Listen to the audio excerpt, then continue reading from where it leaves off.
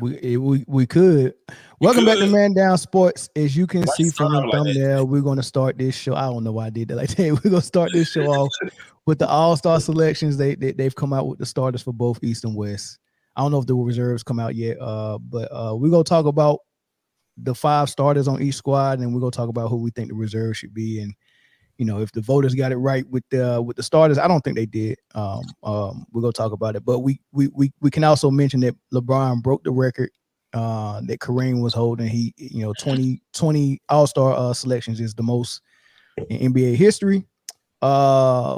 Today is the 4th anniversary of the tragic death of Kobe, so it's Kobe Day. I'm representing. We're not gonna do a tribute or nothing like that and talk about Kobe, man, because this whole 2024 year is Kobe. You know what I mean? And he get a statue in a couple of weeks. It's gonna be out there in front of is it going in front of crypto? In front of crypto, right? It should. I think the new one. Yeah. So that's gonna be all good, man. So while y'all on y'all way in here, make sure y'all hit the thumbs up. If you're not subscribed, make sure you go ahead and subscribe to us on YouTube. If you're watching us from Facebook, we'd rather you go over to YouTube and watch us for there. And give us a sub there if you haven't subbed, and also share the feed, because this is gonna be a good show, man. We got the full panel. It's Friday, and Friday. Yeah. And shout outs to our members, not Devon, but Savon Arnold and my man Mike Brad. So become a member if y'all need to. And this episode is brought to you by Underdog Fantasy. Underdog Fantasy is the best place to play fantasy sports. I want to tell you about the easiest way to get in on some NBA action with Underdog Fantasy and their pick'em game. Just find your favorite player, or any player for that matter, pick higher or lower on that player's stats, and you can win up to 20 times your money in one night. Pick between 2 or 5 players to fill your pick'em entry. Get every pick right, and you can net yourself some serious cash. Use the promo code Man Down Sports, and you can get your deposit doubled up to $100. You got to check on the map to make sure your state is eligible to play Underdog Fantasy. But as soon as you do, and if your state is, go ahead and download Underdog Fantasy's app. Use the promo code Man Down Sports, and you can, like I said, you can get that $100 match on your first deposit. And I would want to thank Underdog Fantasy for sponsoring Man Down Sports. All right, man. I guess we can go ahead and start with the. Hey, hold on, Zoe. Yep. Totally unrelated. Underdog Fantasy is Underdog. They're putting an actual sports book here in Greensboro starting March 11th. What you mean sports book? Like you know how to MGM got them in Vegas and there's some like you can go right in there and bet live. TVs all around or whatever. Out there in Sedgefield. Yeah, I just seen it on the news the other day. I was like, yeah. So it looked like Wall Street in there, but it ain't the stock market is betting. It's sports betting. Jay, we Are you serious? About to go. Yeah, I never even seen nothing like that. What's up, DC? But yeah, they starting in March. Slim. Bojangling, goddamn. It ain't gonna be Bojangling from now on. How much of a snake is Doc Rivers, man? That is a good question. I can't even wait to get to that part, man. Oh man, Doc Rivers is daggone the snakiest of snakes, man. Signed it the other day with the promo code. Hey, appreciate that, Greg.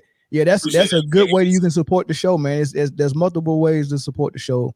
Number one, always watch. Whether it's you watching the live or you watching the playback, right? Hit the thumbs up button. Send a super chat, send something to the cash out, share it, or go ahead and hit that promo code for Underdog Fantasy and play Underdog Fantasy, or you can hit that promo code, which is Man Down, and buy some Manscaped stuff. That promo code is still live as well. It's not that serious. How's it going, fellas? Yeah, we good. We good. What up? The game on Devin Booker cooking already? 47-35 in the second. Let me see what D-Book doing after he just was busting heads last game. What he got right now? Let me see. Damn. Atlanta about to beat Dallas. Bro, Devin Booker with 9 minutes left in the second is 10 for 15 with 31 points. That's crazy, man. The Suns got 47 points total. And he got 31 of them. And he got 31 of them. And Kevin Durant only shot the ball 3 times. See, that's the type of superstar I like, man. You get what I'm saying? He know how to get out of somebody's way. He can get out of his way and be like, all right, he cooking tonight. I can get out of his way and I can be a catch and shoot for him today. It's because KD know that the offense don't always have to run through him if he got people capable on the team with him.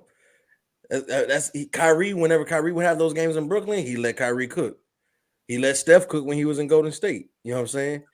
He's not a Luka where the offense has to run through me every game. Nah, KD picks like, hey, right now, hey, Book is hot, feed the hot hand. If he need me, then I come in. And then Book is same thing other way, you know. Book no, because KD had 2 40 pieces in a row. And Book was like, you got it. That man, it's gonna be wonderful when they get it all together, man. Yeah, it's coming together. It's definitely coming together. Yeah, he messing up my underdog fantasy pick. Being unselfish. Oh, you hey, wait, what was the pick for Kevin Durant tonight? He probably either took straight up points or PRA, point rebound and assist. Hold on. Yes. Yeah, we live. Yes. Yeah. So real quick, let me clear something up before we start, right? So we do live episodes. I do a solo episode on Tuesday at the same time right now. So at 4:30 Tuesday, that's live. And then 4:30 Friday or 7:30 wherever you at, right? If you on the East Coast. So 7:30 Tuesday solo, 7:30 Friday full panel, right? Now, those shows are like 2 hours long, and most people when they see a 2 hour long show, they're not gonna click on it and watch it.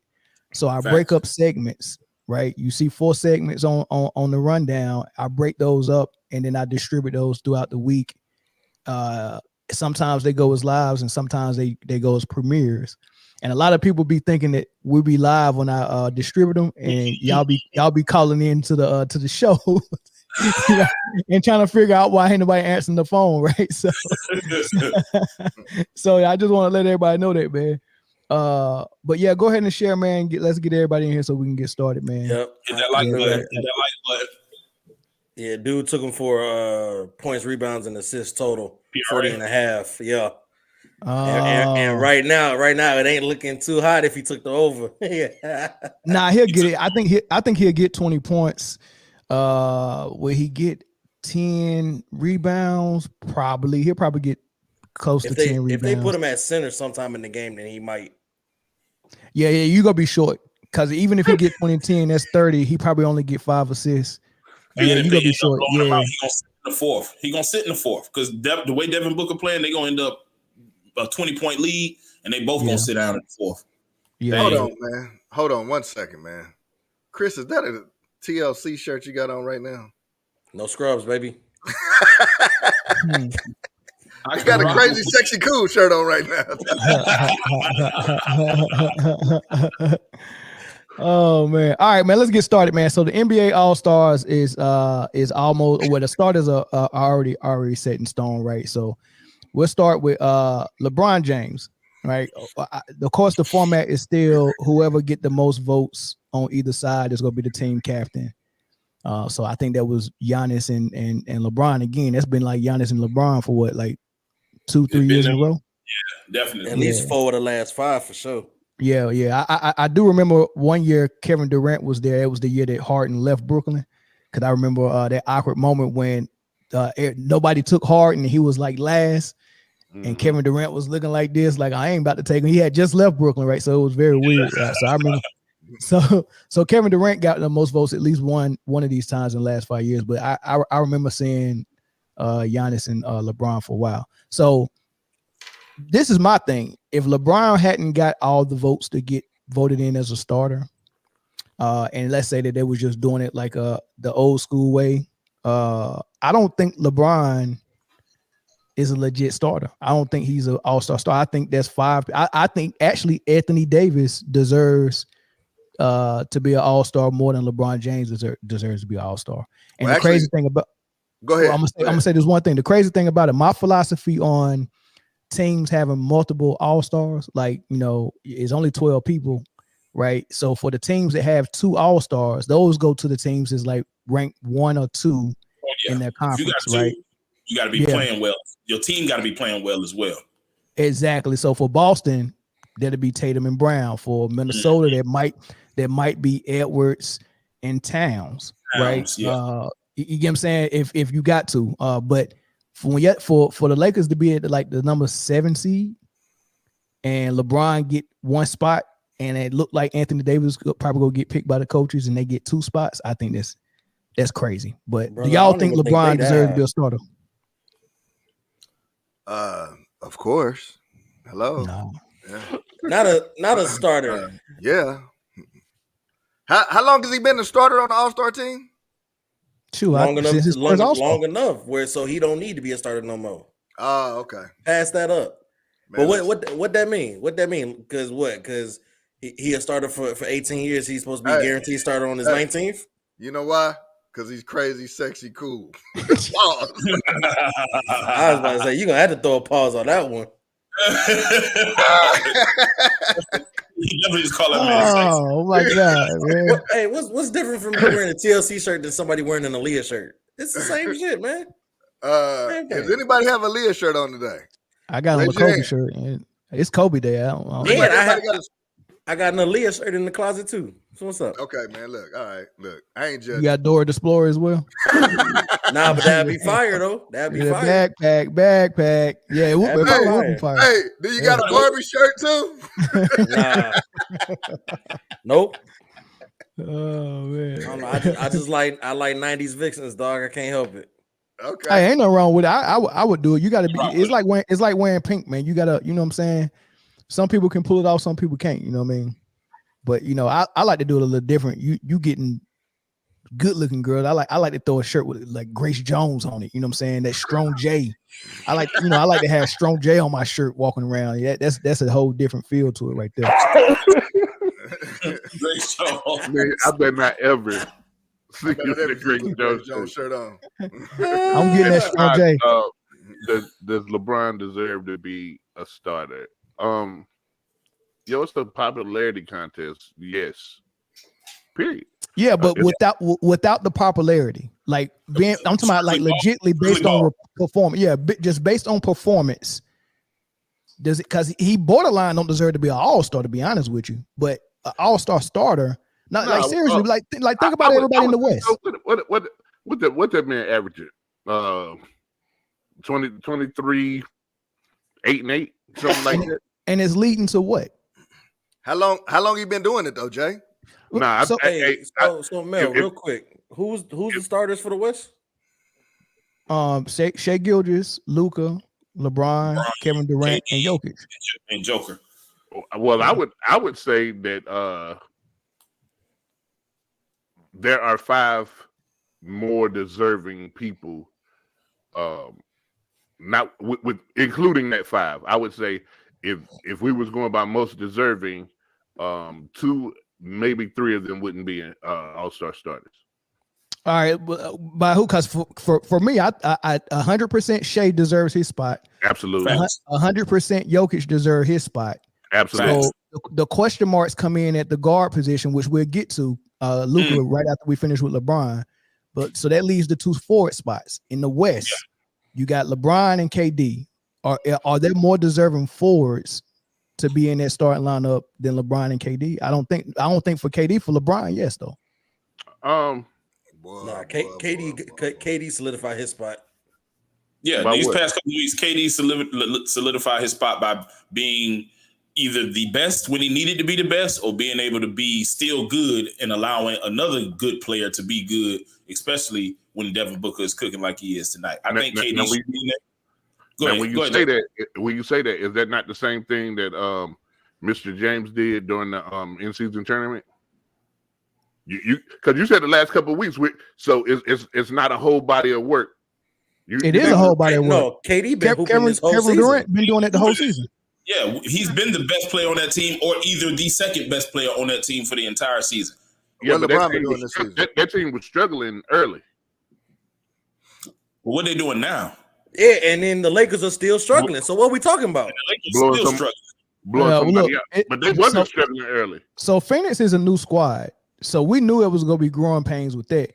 What is the growing pains that the Lakers are going through? Why are they struggling? Like, and the crazy thing about it is, if you say Phoenix was struggling, they still 3 or 4 games, maybe 5 games ahead of LA right now, and not looking to trade the whole world for the whole world. They trying to change their whole squad over. But this is the deal. Anthony Davis should be at the 4. Kevin Durant should be at the 3. Those are the two. Those are the two forwards that deserve the starting spot in the All-Star game. I could go with that. I could go with that. I could go with that. I actually thought it was going to be Anthony Davis, to be honest with you. Yeah, because when you think with common sense, that's what it should be. Yeah. But I think they just recognized the greatness of LeBron and said, "Man, how can we leave him out?" No, I get that too, but there's ways you can do that because like some people contract be riding on if they make All-Stars, and stuff like that, right? So when Jordan was 39 playing for the Wizards, the fans voted. Well, actually, no, the fans didn't vote him in. They voted Vince Carter in. Vince Carter was the starter, and Vince Carter said, "Mike is the GOAT. He should never have to come off the bench for nobody." And Mike said, "Nah, you earned it. You keep it." And they went back and forth for a week on that. And then Vince Carter said, I'm not going out on the floor, man. The fans want to see Mike," which is another thing that we was getting into. Remember, I was saying Anthony Edwards is better than Vince and stuff like that. Kobe would have never done that bullshit. Kobe don't think like that, right? Like, look, I'm starting, and I should be Kobe starting. don't think like that, man. Vince Carter. Yeah, he too nice, man. He too nice, and Kobe would have been right out there, bro. I was mad at Kobe because a storybook ending, just like Michael Jordan ended that his career before he retired with that game-winning jump shot against Brian Russell. Mm-hmm. Textbook, picture perfect. He did it again on Sean Marion in the All-Star game, and what happened is 2 seconds left. Kobe Bryant come down here and get fouled shooting a 3. Man, let that man go out on top, man. Why would you come down and steal his moment like that? Kobe don't care. Not Mamba. No. Hey, but you know why the fans vote the starters in? When it's a combination. No. Combination thing. Combination of what? Fans and who? Of the players get a vote this year. 50% of the players, 25% of the writers, and then I think it's 25% of the fans. Yeah. Yeah. Mm-hmm. Well, when you got 50% the media who's always advocating for LeBron. No, 50% of the players. 50% of the players. No. You didn't let me finish. You said 25 media and 25 fans, right? Right. So together that's 50% of LeBron lovers, right or wrong? I wouldn't say that. I would, because you got DC Slim to hate LeBron. But LeBron is not the only media darling and the only player that got fans. They got a beehive. Nope. No, he don't. And that's where I was going to next. That's where I was going to next. Started it too. Luka got in over who I think Devin Booker should have got that spot. No, I don't think Devin Booker should have got it. Over Luka? No, I think Anthony Edwards should have got it over Luka. That's fair. I'll take that. That's fair. Two guard on a team that's but I would pick the number one team in the West. It's the number one team in the West. Yeah, the number one, and he's the number one on that team. But imagine having the number one team on the West, and you don't have no representation in the starting lineup for the All-Star game. None. And Luka is the number 8 team in the West. Is he the bona fide number one though? Yes, 100%. That's his team. That's his team. Now, I will say Karl Anthony Towns has been playing well lately. Yeah, but that's really well lately. Really well. Facts. Yeah, really well lately. I think he had 62 the other night. And he had a 20-point game last night. 20 and 10, I believe. But they lost. But in 62 points, a losing effort is crazy. But that's Ant's team. 100%. He's the alpha. 100%. I would be fine taking Ant or Booker over Luka though. Not Booker. Like last year, Booker, yeah. Year before last, Booker, yeah. This year, I mean that slow start. You can't have Booker and Kevin Durant both in the starting lineup, and they just got into the 5th seed. Like I can't take 2. Like my rule is, if you got 2 guys on the All-Star, that you better be the 1 or the 2 seed, or maybe even the 3 seed. But not below the 3 seeds. The top 3 seeds. Yeah, nothing under the 3 seeds should get 2 players in an All-Star game. Not starters, especially. Starters? No, especially not starters. No. Right. So, yeah, even though I would love for it to be Booker, you can't have Booker and KD. You got to pick one. Which one is the number 1? which one got all the pressure on them. Okay, that's the one that's in this. You can't have both. Now, if they would have been the number 1 seed, give me both of them. Mm-hmm. Right. But nah, Edwards got the number 1 seed. You gotta reward that man for doing that. Yeah, that's fair. Because Cat not even gonna make it. Nah, Cat will be reserved. The Cat's not gonna get it. I'm gonna show you how TNT got it. The TNT crew picked they would rather have Sabonis in there than have Cat. Wow. 1, 2. You can't really be mad at that. You can't. I understand it. It's not right, but I get it. Nah, man, I can't get Sabonis, man. That's another team that ain't 1, 2, or 3. If you go get Fox, you can't get Sabonis too.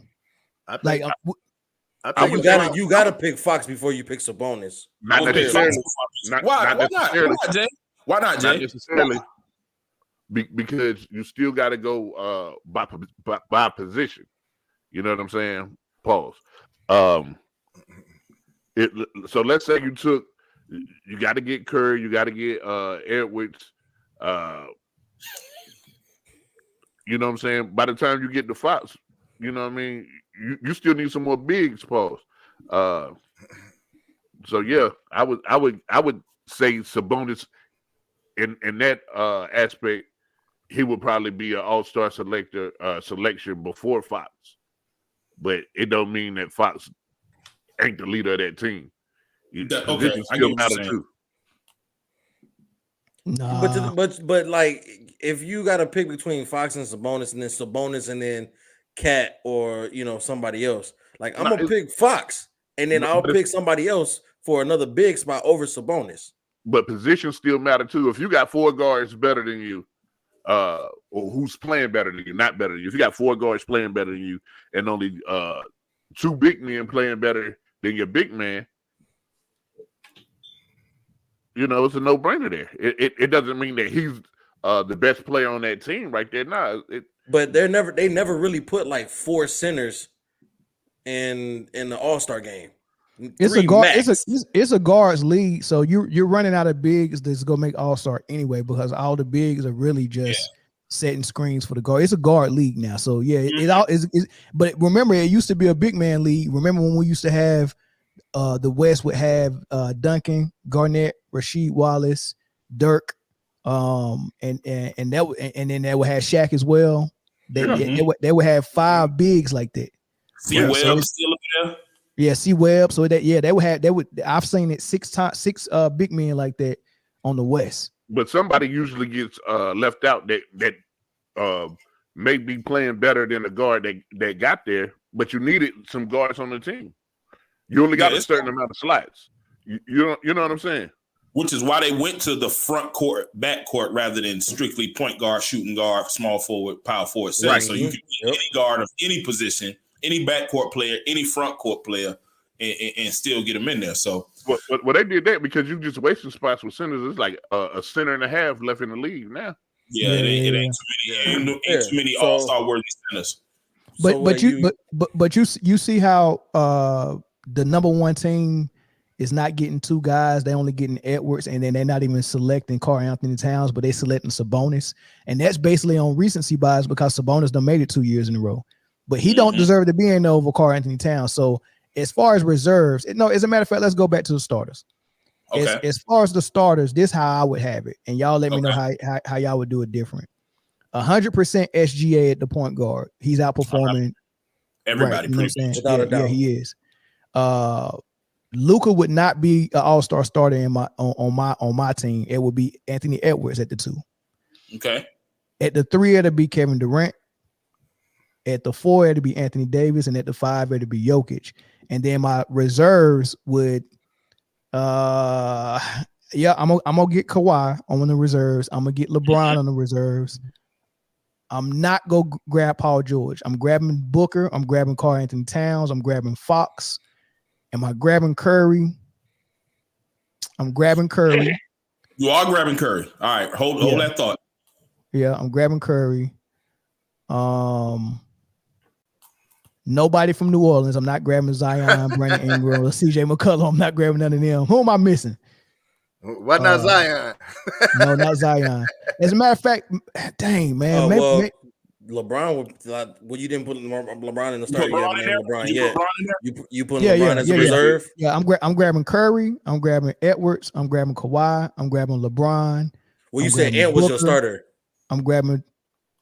Curry. LeBron, Kawhi, Karl Anthony Towns, Devin Booker, and it's two more. It's two more spots. Who am I? Oh, De'Aaron Fox. So I got one more spot. Luka as a reserve? And Luka, yeah. There we go. As a reserve. So there's your 7. That's your not 7. bad.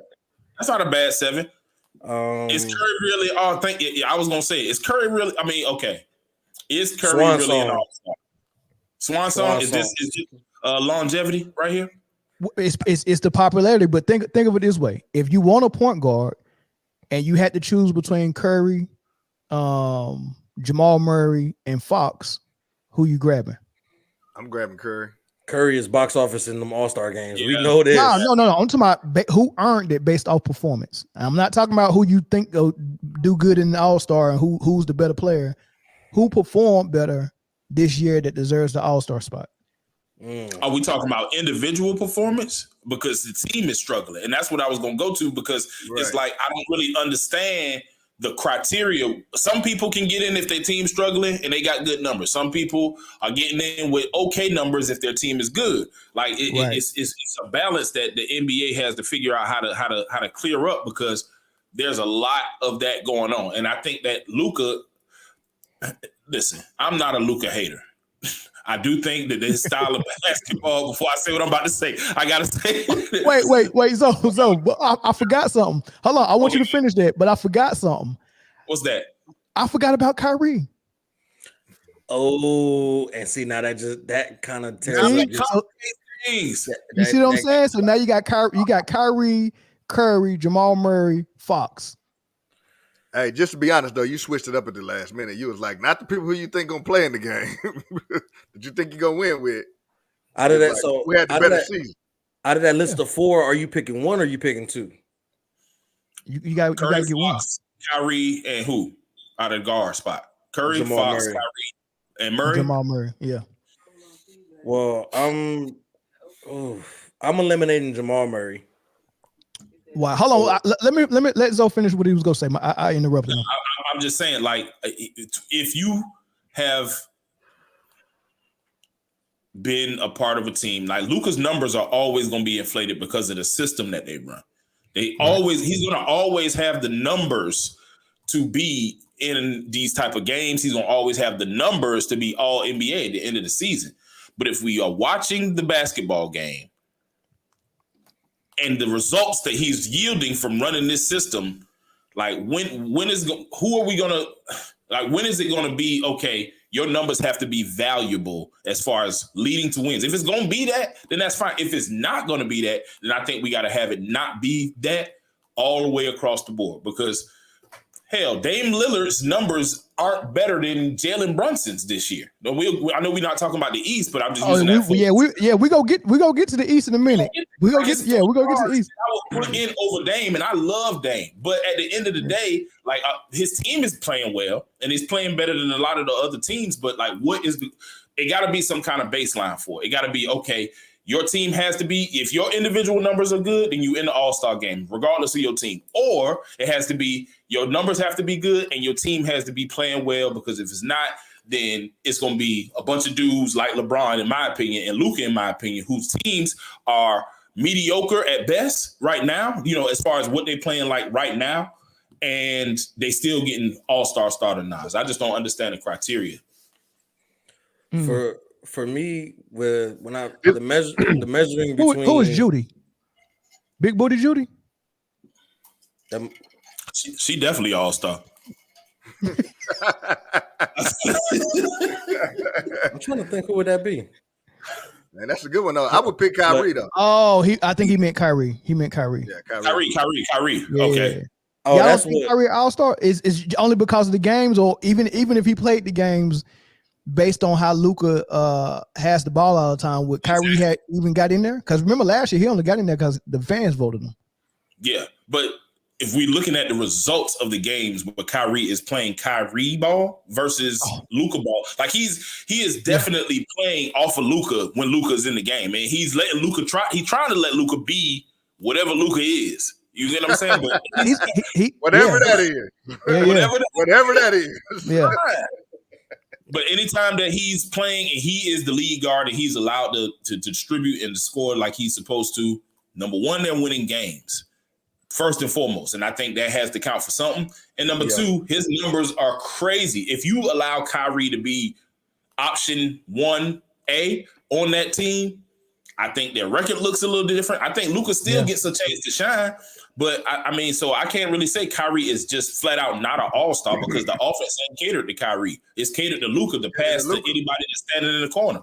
Yeah. But if we going by the criteria that we kind of just created, right? The Mavericks are an 8 seed, so you can only afford one person to get in there anyway. You only take one, right? You're right. So I mean, Kyrie's X'd out. Kyrie's X'd out because of freaking Fat Boy. All right, got it. Because of Luka, so Kyrie is X'd out. Now the next step for me would be what option are you on your team, right? So Steph is the number one option. Number one option. Yep, leading them to outside the 8 seed though. But right. So listen, let me finish though. Right, he's the number one option, putting up 26.8 a game. Right, Jamal Murray is the number two putting up 20 points a game. Okay, so even though they're on a better team, but he's putting up less impressive point totals than what Steph Curry is on the. So the list would be the list would be Fox, then Curry, then Murray, then Kyrie. Yeah. So that means Fox out of those 4 guys, if we only taking one, it's Fox. It will probably be Fox. Curry will probably be on the outside looking in. And it sucks because, you know, like I said, Kyrie is box office in these all-star games, but like we can't move the goalposts with the criteria we just created. You know what I'm saying? So it's like look at that comment. I'm sorry, Chris. Look at that comment. Go back to it. Greg Anderson. Luka got 41 before and a half and it's tied. And it's tied up. Against the Hawks. I think Trey just cleared concussion protocols. I don't even know if he's playing. Trey is on a minutes restriction. Oh, Lord. Man, that is man. And this is the Maverick that's gonna get in above Kyrie, and that's crazy. Starting. He's starting in the All-Star game. Starting over Ant Edwards too. Crazy.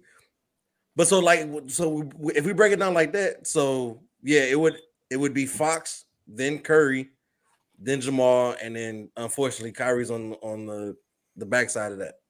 Yeah. Nuggets fan, hey, not on Kobe Day, not today, big dog. Not today. He deserved it all-star. Yeah, you can't take it away from him. And he threw one at MJ. Yeah. We ain't doing that. Well, and there's another comment in there. Steph over Lillard. 2 different conferences. So Lillard's out the West now, so he can make it in. But it's that's I mean. Oh, he got 30. He got 30 at the half. Who said 41? No, he definitely got 41, 5, and 4. I'm looking at it right now. Wow. That's crazy. And nobody else, he got 20 shots. Nobody else got 10. How many is Kyrie playing? Let me look. No, I think he was out too. He was ruled out for this game. Kyrie's out. Oh, Luka chucking today. You know he gonna get 60 shots up. They ain't gonna win. They go mess around and lose. They gonna lose.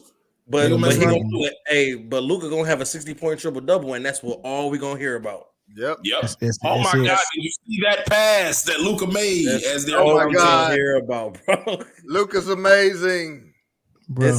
I don't understand how people can just love that and not understand how detrimental that is to the Mavericks' success. That is not winning basketball. Let's open the phone lines up. Let them call in to talk about this West Coast All-Star. I want to hear what y'all think. So the phone line is open. The number is right there. Call the show. Let's hear what y'all think. But man, that's tough, man. Jay, I ain't hear what Jay and Eric think about Luka and about Luka being in the starting lineup. Hey man, that's just the ugliest basketball player, man. I ever seen play the game. I just ain't never, you know what I mean? I wouldn't have voted for him no matter what he did, man. I just ain't never seen nobody. Go ahead, the All-Star selection is like this. Would you rather take the ugly girl to the prom that everybody knows, or the cute girl to the prom that nobody ever seen? You know what I'm saying? It's a popularity contest either way. None of it is. Hold on, that sounded deep, Jay. Let me let this. Run that back. I'm trying to think. Hold on, it was deep because Eric said like you do in church, but I got to hold on. Say it again now. I said, would you rather take the ugly girl to the prom that is very popular? Why is she popular? Because she ugly? No, she's just popular. She might got. No, I need to know. No, that's important. I didn't know why she's ugly. I mean, why she's popular. That's how God made it. Yeah, is she popular because everybody picking on her because she ugly? I mean, I need to know that. She can dress her ass up. And she got money. Okay, she drive a Benz. She drive a Benz. Got it. Or the cute girl next door that everybody overlooked. You know what I'm saying? That don't nobody even know exists for the most part. Yeah, give me how ugly is she? Grace Jones. You gonna have on your shirt in a minute. I mean, she's crazy, sexy, cool. I got one rule for ugly girls. If you have something else attractive on you, like your body, and as long as your face is not uglier than mine, as long as you look better than me, I'm good. But you can't be looking like I can't be looking in the mirror dancing with you at no prom. I can't do that. I can't see myself in no dress at no prom. I can't do it. Yeah, so you just gotta be cuter than me. And that's what the All-Star selection is. Especially the starter selection. Very rarely do you get a complete player. Do you get everything you're looking for? A popular girl that looks good. You know what I'm saying? You're not getting a total package with the way they select these guys. Pause. Yeah. Total package. They can't fix it either. Yeah, it's no fix. That's what I'm about to say. Is it beyond repair? Is it beyond repair? Can they fix this all-star system? I mean, the game is bad enough a lot of the times until they go to like that Elam ending, and then it gets exciting in the fourth quarter because people start playing defense, and then it ends on a make.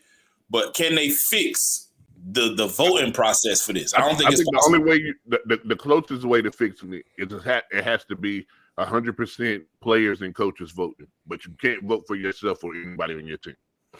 So the reason why it can't be fixed, in my opinion, is because they're trying to do two different things. They're trying to get legit people to be all-stars, but they also know that they got a responsibility to provide entertainment. Right. You also got to get the people there that the fans want to see. So LeBron, as long as he's in the league, he's going to be an all-star. And so is Luka. So is Steph Curry. Giannis. Giannis can be going triple wood out there, and he'll be an all-star starter. And unfortunately, the dudes that came after them, they just gotta wait their turn. It's like the EP, everybody waiting to transfer. He ain't doing his job no more. all my Navy heads understand. all my USN heads understand. Wait till his ass transfer. I can't wait till he get out. I can't wait till he definitely get out. I'm getting at it. You know where it's wrapped up. As long as he's there, you have no shot. You can do whatever you want to do. You can do whatever you want to. You know what I'm saying? President, it don't matter. Safety president, I done got all my warfare pins. I done did everything. It doesn't matter because whoever over here is gonna get it. Shout out. Yeah, that's what I'm talking about. Shout out to Ed. Hey, you got the whole library, man. Enjoy it. Yeah. Right. What y'all got to remember, man, is that the NBA is a league for entertainment that gives you entertainment by basketball. It's not a basketball league. You know what I'm saying? More. It ain't not no more. Yeah. It's really, God's honest truth, it's really the NFL's fault. Because they're trying to keep up. And they can't. Yeah, I see. Hey, so nobody's calling in. Everybody's scared to hear their voice on air. Well, just to they're talking in the comments. Make sure y'all hit that like button too. Hey, just to comment on what Jay said, the NFL, man, is a lot quicker to watch. You know what I mean? It's the NBA season is so long, man, and you really don't know who really in or who really out till like the later part of the season. You know what I'm saying? NFL, it's 16 games. You know how many playoff games it is, and once it gets in the playoffs, it's one and done. So it's nothing to really wait on. So it's just not baseball, basketball. It's just a longer sport. Yeah. Like I really don't even start watching games until the playoffs or the fourth quarter if it's just a good game. Mm-hmm. That's a lot of people too, because the product is so, especially now, the product is predictable. It is 150-point games from both teams. You're going to have a bunch of high-scoring games, and it doesn't matter. Like, the illustration of the league was Embiid scoring 70, Cat scoring 62. One of them winning and one of them losing. Like, on the day that Kobe scored 81. On the day that Kobe scored 81. Like, it's theatrical at this point. It's theatrical. It's crazy because most games don't start till a team has a 15 to 20 point lead. Right. And you're like, oh, so now, you know what I'm saying? If you couldn't give Jordan a 15 point lead and think he was going to come back and play. Yeah.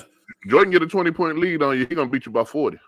Yeah, he's going to kill you. He's going to kill you.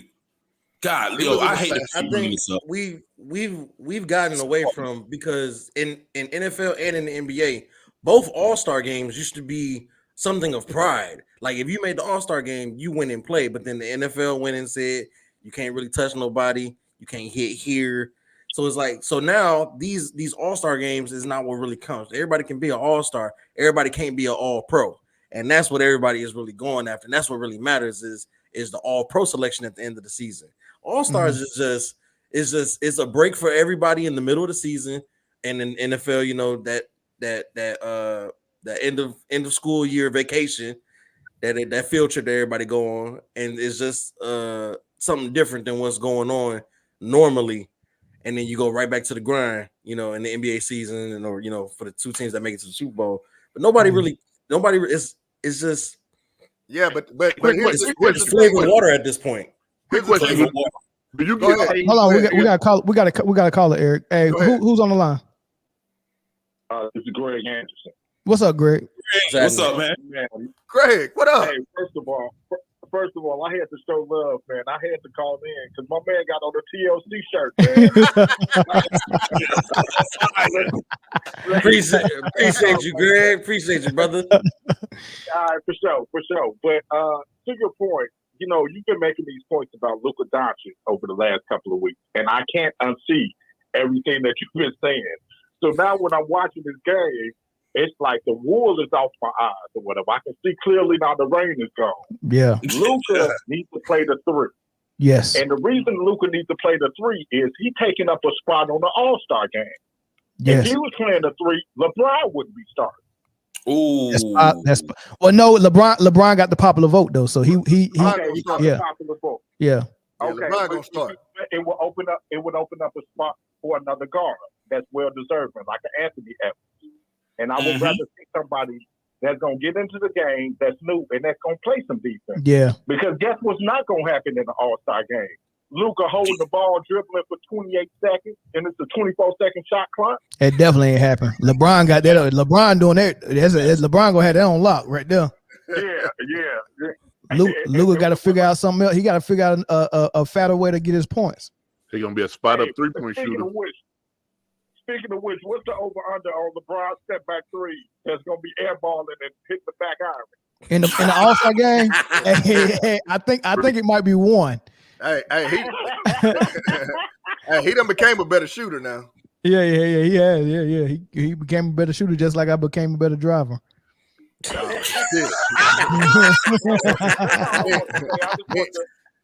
appreciate your call, Greg.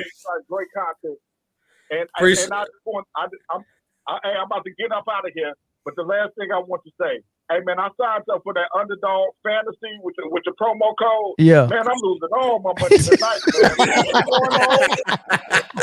KD ain't doing nothing. I'm like, man, hey, today was a donation, man. We appreciate you anyway, man. Hoping you win some money soon, man. I love, man. All right, big dog. Appreciate you, Greg. Dope call. Hey, question about the All-Star game. What's up? Do them boys get paid extra for playing in it? Absolutely. They get incentives in their contract a lot of times. I know that for a fact. Yeah. Man, hey, if you giving me a break in the middle of the season, hey, don't make me no All-Star. Yeah, give me a break. We know, Jay. We know. Don't make me no All-Star. Yeah, I think you get like depends on if you start or a reserve. If you get like a couple 100,000 or something like that, or maybe like 50,000 or something. I think they get something. Hey, so I just wanted to follow up on that comment I was making with Chris said about the NFL not letting them hit them here and then hit them there, but they trying to make these players last longer, man. Like, yeah, you know what I'm saying? It's no, and I get that, but you can't tell me you can't. I mean, we're literally playing flag football in the Pro Bowl now. Yeah. When they was actually letting them, they was playing football, calling plays. Yeah, you know what I'm saying? Like it was actually playing football. It mattered, and I like the way because I think these All-Star games, man, there's nothing to really play for. The NBA kind of did it where that you giving money to charities, whoever wins the quarter, whatever such and such. Like that's cool. But my perfect model for an All-Star game is baseball. Winning team gets home field advantage in the World Series. Like you got to figure out some way to make it competitive again for these teams at like in the playoffs and at the end of the season. So like say for instance in NFL, the winning side, the winning conference gets the coin toss instead of home or away. You know what I'm saying? Mm-hmm. Something like that could just be so pivotal in the Super Bowl, whether that conference gets the opening coin toss or not, and stuff like that. In the NBA, I don't know. I mean, they go by records for the seeding and stuff like that. But you can figure out all these other things that you're doing in season tournaments. You can't figure out how to make the All-Star game more competitive. Like they're being lazy at this point. Yeah, I agree. I mean, at this point, they can't keep adding gimmicks to make people want to be competitive. You either got a Kobe or Michael Jordan in your league or you don't. And the head of the snake of this league is gimmicky. Like, and that's from Adam Silver to LeBron James. They're gimmicky. They own it. So wait a minute. Help me understand how LeBron is gimmicky. He's gimmicky because he do stuff like instead of me just going in free agency, I'm gonna do a freaking decision and go to the YMCA and put this junk on national TV. Like he's gimmicky like that. He's gimmicky because he comes on the court and he's showing off different handshakes with every teammate he got. Like that's like he's Mickey Mousey like that. It ain't a knock. It's just how he is. So that's this era. He's the head of the snake of this era, and they do gimmicky stuff. He gimmicky because he was the one who was like, "Nah, we're going in that bubble. Now we're going in that bubble. We want that." So, ironically, it was in Orlando. Of course, we got a call on the line. Hey, Rod, turn our YouTube off. I hear echo. All right, how about now? Oh, hold on. No, it's still an echo. Turn YouTube off. Yeah, mute it. All right. All right, good. What's up? Yeah, those guys, they don't want to get hurt in a game that really don't mean nothing to them. They're getting a few dollars to them. It's a few dollars, but they don't want to get hurt in no game like that. That's why football and basketball is that way. And like you said earlier, they want them all star. They want the stars there, the ones with the big name to draw in the money, but they don't really want to play hard. And that's why. When did that start, Rod? Shoo, I can't even. I mean, I stopped watching it probably about 5 or 6 years ago. I mean, both of them, from football to basketball, the All-Star game, the Pro Bowl. It like the Pro Bowl, like flag football, like you said, and the All-Star game. Don't nobody really play until about the fourth quarter. Unless Kobe is in the game. Kobe ain't never been in no non-competitive All-Star game. When Kobe was out there with Iverson and Marbury, that's still the best All-Star game I've ever seen. And went down to the wire. When Kobe was out there with Jordan, most watched you go make it competitive, right? You know, you got to bring that energy. Yeah. So this the thing about the injury thing in the All-Star game. I've never seen one really. I mean, I think D Wade broke Kobe's nose in the All-Star game one time, but other than that, I've never seen a real bad injury in the All-Star game. So what they was doing was fine, being competitive or trying to give you a show in the first quarter and then turning it on and making it competitive in the second half. That's what we used to, right? So when did it turn into, oh man, we scared to get hurt? I don't understand that, man.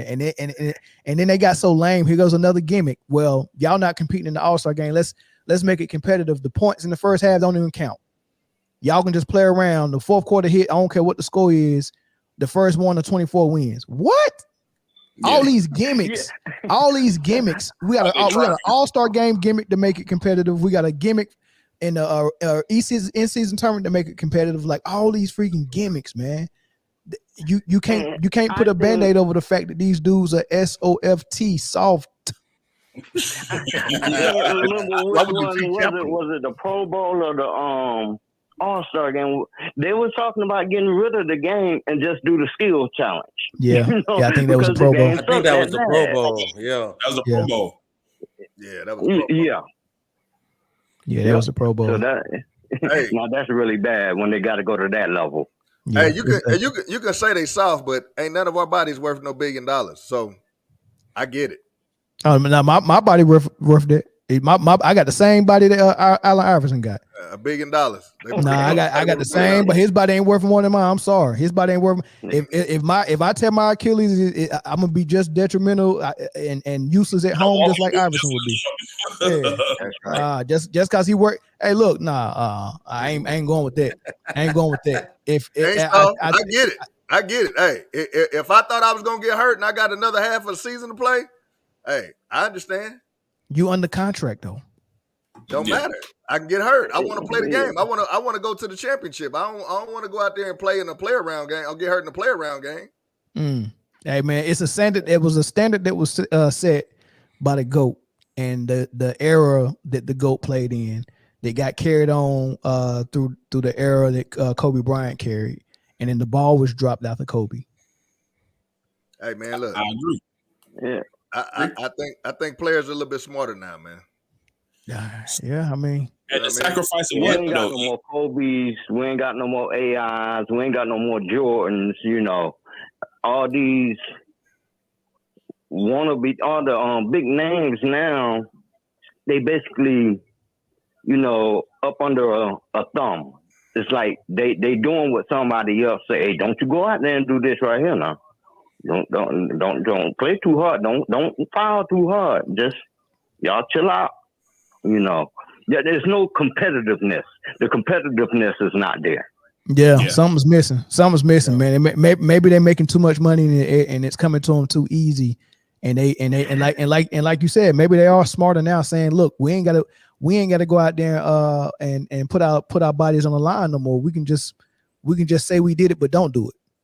You get what I'm saying? Because that's what it really is. Like people are saying, hey, look, I don't have to go through the ringer the way they did to get their ring. I can just say I could just go through the bubble, get the ring, and then say I did it the same way Michael Jordan did it. Because it looked like that. Yeah. Or instead of me waiting my turn and actually beating Detroit, I can go get a super team, then beat Detroit, and then say I beat them just like Jordan did, and they'll tell the story the same way. Like LeBron is taking shortcuts to get to what Jordan got, but when they tell the story, they're saying it's the same thing. Hey, Rod, I'm gonna end this call, man. I got another one come in. I appreciate you, bro. All right, big dog. Yep. Hey, caller from Indiana, what's up? Hey, caller from Indiana, turn off of YouTube so I can hear the echo. All right, is it off now? Yeah, what's up? Yeah, I'm just talking based on the NBA. It's weird to me. You got one half of the NBA where it talks about stats and all stuff like that. For me, when they talk about hold on, brother. Speak up a little bit. Yeah, it's kind of low. Can you hear me now? Yeah. First of all, what's your name again? My name is Antoine. Antoine, what's up, big dog? Go ahead. Yeah, well, basically what I'm saying is today, they are talking about analytics, but analytics is basically stats without context. And that's what they try to use to do this ridiculous GOAT debate. And a lot of these guys, not only are they disingenuous, they're very weak-minded. And so it takes the competitiveness out of the game. It's like the NBA right now is horrible to watch if you're a true fan of basketball. It's gross to watch. Yeah. It's just like, the fact that people celebrate LeBron James the way he does. He's a great player to me. He's an all-time great. Thank you. But for me, he's not even in my top 10. Well, hey. Hear me out. When you scrutinize the game and you watch the game, you always see him make these claims about, I'm empty the clip and all stuff like that. You see him leave games at the end, or you see him take stuff off, and all these different things. He's as much as he is talented, he is weak-minded. And all the greats that came before him, after Kobe, it seemed like the NBA died. And I'm not even a Kobe fan, but I recognize him as one of the greatest who ever did it. But after him, the NBA is dead. And you can't statistically or measurably prove me different. That was blasphemy right there, but it's cool. Nah, them some bars, Antoine. Blasphemy. Them some cool. bars. First of all, let me just keep it real. You know why everybody loved Kobe so much? We love Kobe so much because we miss Michael Jordan. Then when we seen Kobe, we was like, might be another Michael Jordan. And we've been looking for another Michael Jordan. And then all of a sudden, LeBron James came along. And we still looking for another Michael Jordan. Oh my God. Here comes, everybody always is compared to Jordan, man. And it's just two different eras. I keep saying it's just totally two different eras of basketball. You know, me and Jay was talking about this last year, or maybe 2 years ago, and I said something that I still remember. We got Michael Jordan out of order because the game's supposed to get better and better. Mm-hmm. Kobe was it was supposed to be LeBron, Kobe, then Mike. The game was supposed to advance. So we got Jordan out of order. We got the best first. and then everything else came out of order, in the wrong order. So Jordan, they sent us Jordan too early.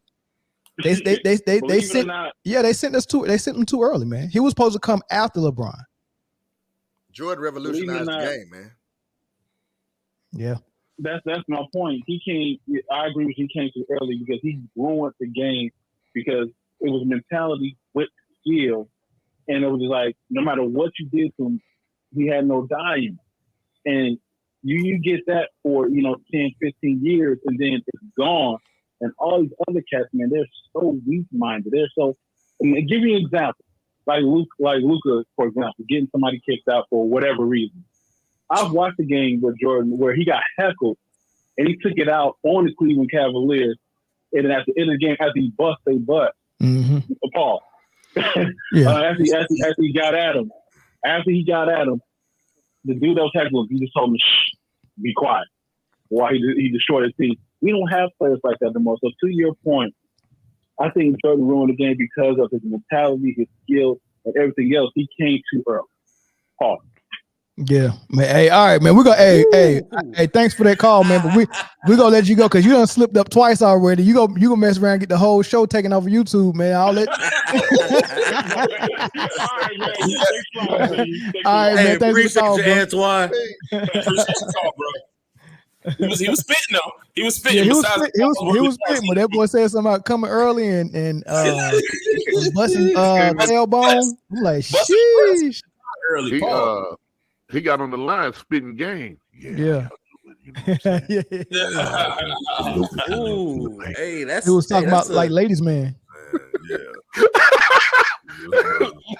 Shit, Leon Phelps, boy, you stupid. Yeah, boy. Shit. All right, let me. Hey, we still ain't even hit the east side yet, man. We tripping. All right, man. Eastern All-Star starters. It's Tyrese Halliburton, which is fitting because the game is in his home not his hometown, but where he plays. Yeah, he plays. I get that. Right. I know he's injured, so I think he'll be ready for the All-Star game. But I know they got Lillard in there. They got Lillard at the other guard spot, and then Giannis, Embiid, Tatum. Now, Giannis, Embiid, and Tatum are givens, right? No gripes there. Absolutely, yeah. Ain't nobody gonna say nothing about that. There may be a little bit of debate with Tyrese Halliburton because you still got who you got in the East. You got Tyrese Maxey, you got Brunson, you got Trae Young, Jaylen Brown. If you put him at the 2, possibly Jaylen Brown. Yeah, that too, right? Now, so it's a little bit of debate with Tyrese, but I'm good with Tyrese getting there. He's doing phenomenal work. Indiana is not at like the top seeds, but they got the top rated offense, and that counts for something. But then you got Dame Lillard, and here's my rule again. I mean, now they are number 2. They are number 2 in the East. True. So with my rule of them having multiple All-Stars, I'm cool with that.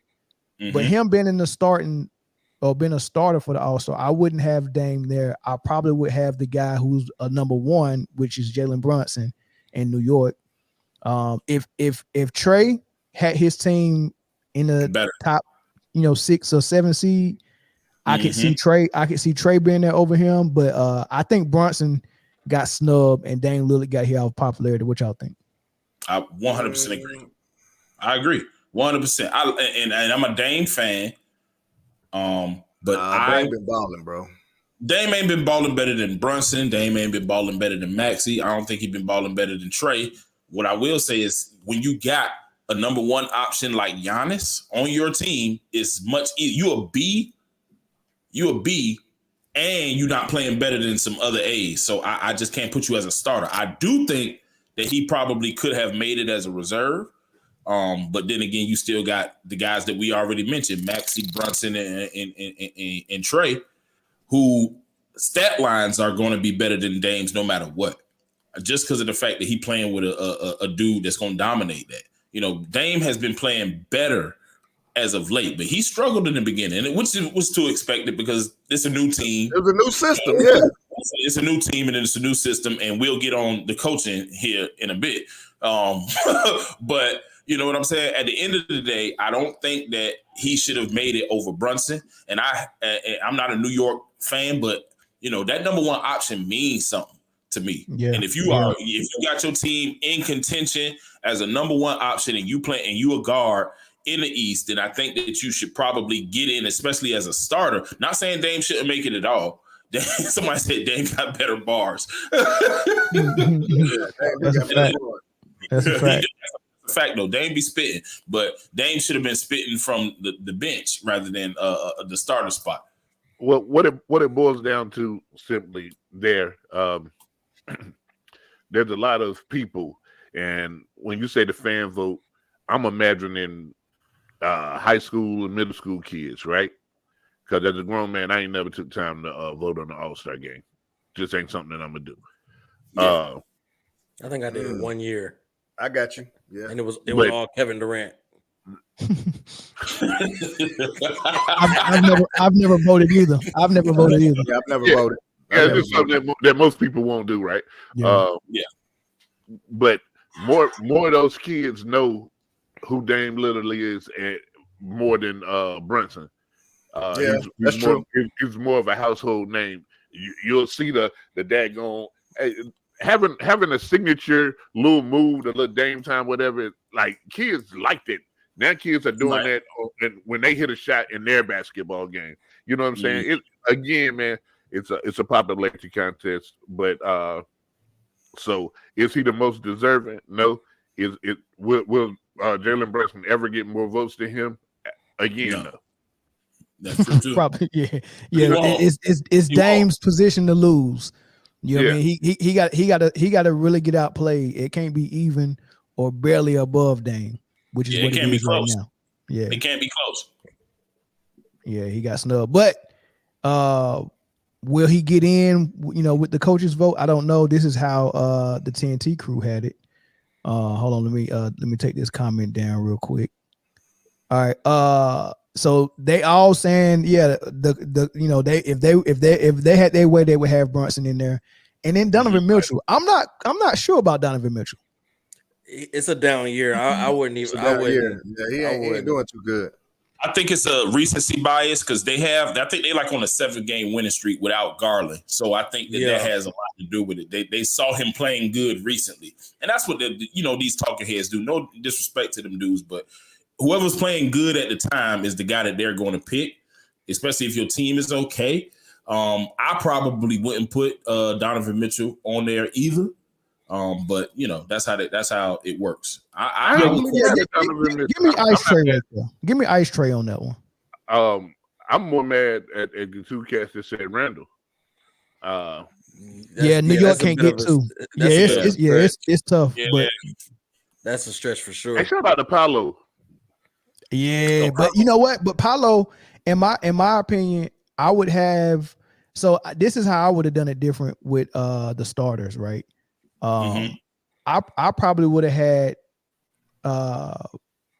Tatum at the guard spot with Halliburton, and I would have had Paolo at the 3, Giannis at the 4, Embiid at the 5. I think Paolo for leading the Orlando Magic, and he got them in the top 8. He's got them in the playoffs. I think that's good work what he's doing, and I would reward him. I would have had him as a starter for sure. He got about the same amount of help as Noah had when he was building the ark.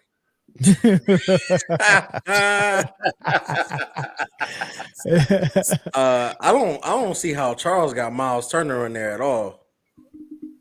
Yeah, that's a tough one too. That's crazy. That's tough for me. You just throwing names in there at that point. I think they at just that point. Stuff. You know, I was thinking there had to be another Turner that I didn't know about. It was Miles. It was my but the Trae Young disrespect is very evident. Yeah, he's gonna always. He never gonna. He a small guard. They picked him to be a bust, and you know he's just casually on a bad team. I will say that because we are not where we supposed to be. But at 20, he might be coming over to LA. 27-11. I just that's tough for me in an all-star game if you're gonna put guys in there who are other, not good teams. So, but if you're not gonna put them in, what's up, bro? Let me ask you a question. Why is DeJounte Murray not even getting any attention? It's tough. I think the rumors that everybody has been hearing has a lot to do with it. To be completely honest, I don't know. I do know why we traded him, but I don't. It's not because of his play. You get what I'm saying? He's been a good player for the Atlanta Hawks. It's just that when you have a basically 2 point guards, at the end of the day, you don't have one. You get what I'm saying? So there's going to be some conflict of interest there. I think Trae needs a different type of guard that DeJounte is not next to him. And same for DeJounte. I think he needs to be the number one on his own team. So I think just out of the rumors of him, I think, to be completely honest, I think he might want to leave. I think he wants to go somewhere else where he can lead his own team that has a better chance than the Spurs had. But yeah, man, he's been hooping this year. I don't care. He's doing the same thing that he was doing on the Spurs. I don't think he's going to get no all-star nods, especially on a team with Trae Young, because Trae Young numbers are just going to always be better. But I think he deserves the attention. But yeah, he'll be with the Hawks or he'll be somewhere else at the trade deadline. So I don't know. We'll see what happens. I also think there's a talent disparity between the East and the West. So it's like, whereas you have an overabundance of talent in the West, you're kind of scraping to figure out who's going to be where. Because literally this entire segment, I've been sitting here like, yo, who the hell is in the East? Well, all right. So here's the question. Because somebody asked if Mitchell not deserving, who would you have? And the question is, would you put Jimmy Butler in there over Mitchell? No. I don't even think Jimmy is putting up number one numbers on the team this year. I mean, the Heat are going to do it. I think Bam has been number one numbers. Bam averaging 20 and 2 Bam this been year. balling. Okay. Bam is Jimmy don't play in the playoffs. You'll never get Jimmy game into the playoffs. Exactly. So, like close. That's true. Closer to the end, I think he'll be there. So you saying you would have Bam in there over? I would have Bam over Mitchell, honestly. Bam right there. I definitely would have him over Randall. Bam over Randall for sure. Oh, Bam is right there. Oh, my bad. Yeah, they do got Bam. Bam in there. Okay. Bam over Bam, because Bam is like Zoe said. I think Bam is actually being the de facto number one in Miami right now, and I like having like on that list. I like where Bam is at on that list, and I'm definitely picking Bam over Butler. Yeah. Jimmy You almost got to put Snyder in there. I'm trying to think what other guard though. Like I would say LaMelo, but the Hornets suck. So he missed him in the game. Yeah, he missed him in the games. Did he miss him? So Melo only played 2 more games than me this year. yeah, he missed him in the game. Damn, you can't even think. Toronto don't have a guard for real. Not a guard. I mean, you got DeMar DeRozan and Zach LaVine in Chicago, but Zach he been missing the last 15 games. Yeah, and what is Chicago doing record wise? I don't even what I'm saying. 4 games under 500. Yeah, they hadn't been great. It's tough. 21 and 25. It's tough in the East. It's really bad over there. Here's a hot take for your Hawks though, Zoe. Mm-hmm. I would actually trade Zoe. I mean, not Zoe. I would actually I would trade Zoe. Don't you do it. Damn. Different, but you better not trade Zoe. Damn. I would actually trade Trae Young and keep DeJounte Murray, the bigger guard, and see what I could get for Trae Young. I hear he want to go play with Wemby. I would trade him to San Antonio for draft picks and everything they got over there is decent. Oh, you want Tim Duncan's jersey and David Robinson's box. What else over there is decent? You got to take stuff out of trophy case for well. First of all, 2 first-round draft picks, maybe 3. Yeah, and then a player that's gonna do some dirty work. I'll take Shohan off your hand. I take number 33. I take him. So I would let Murray run point and do like all these other scoring point guards are doing. That would unload y'all of that massive contract too. Yeah, I mean it would. I think that I wouldn't be mad at that. I mean, Trae Young, at the end of the day, we know what he's been since he's a small guard. He's a 20, but at 6'1", maybe. He's a 20 and 10 assist guy, at least. Sometimes 30 and 10. That's what he's been. And I think putting him next to a dude like Wemby would definitely open up both of their games. But it's just you have to be – if you're going to build around a small guard, Atlanta has completely fumbled this building around a small guard. Once they took Trae, you had to do this correctly, and they did not. At the end of the day, they didn't. They didn't do it correctly. Like who? Isaiah. I don't think Trae. I said Trae's overrated. I don't think Trae overrated. I think he mismanaged completely though. I think that if you're gonna do that, if you're gonna take a chance with a 6'1" guard, dude, you need to put trash dudes like Sohan. You need the athletic wings, and you need to have athletic wings that can shoot all up and down your roster. You can't put Bogdanovich, who ain't gonna play no defense, next to a dude like Trae Young and expect to have another Eastern Conference Finals run like that. It's just proper, I blame this on the front office. So if Murray stayed and Trae went, I would understand because all we need is one true point guard. That's all we need. Yeah, but so I wouldn't even be mad at that, bro. I wouldn't even be mad at that. Speaking of which, I'm looking at this game. Dallas is up 6 now. Luka got 57, and they up 6. They about to talk about this. They about to talk about this dude for the rest of the season. Just off there. Told you, 60-point triple-double loading. Yeah. Lord have mercy, man. It's just like, and it's the ugliest 60 points you ever seen in your life. the Luka talking in the NBA is like a rash that won't go away, man. It's just like golly, man. Like a ringworm. Yeah, how much Blue Star ointment can I put on this thing, man? It's not. It's never going away. It's never going away. They don't want it to go away. All right, man. Let's move to Doc Rivers, man. It's hanging in there. It's hanging in there. It's hanging in there like brothers with money and white women. I'm telling you. Hey, real quick, just a side note. DC said Booker got 52 again. Yeah, it's funny he kind of upstaging Luka right now because I love the way this happened because Luka they go want to talk about what he did, but if Booker do pretty much the same thing and win, like, you get what I'm saying? Like what's gonna be the story? I mean, so right. we'll see. It's gonna be like Embiid and Cat again. Yeah, but it just shows you how whack this league is, man. Where people can put up Jordan numbers and not even be half as good as Jordan. This league is just league. Flavored water. Yeah. All right. So Doc Rivers got the head coaching job after they fired. I was about to say Eddie Griffin, but after they fired Adrian Griffin, right? And it's a mile away. Yeah. It's a unique story with this, right? You know, because a lot of people didn't know. I didn't know this that Milwaukee had brought Doc Rivers on as a consultant.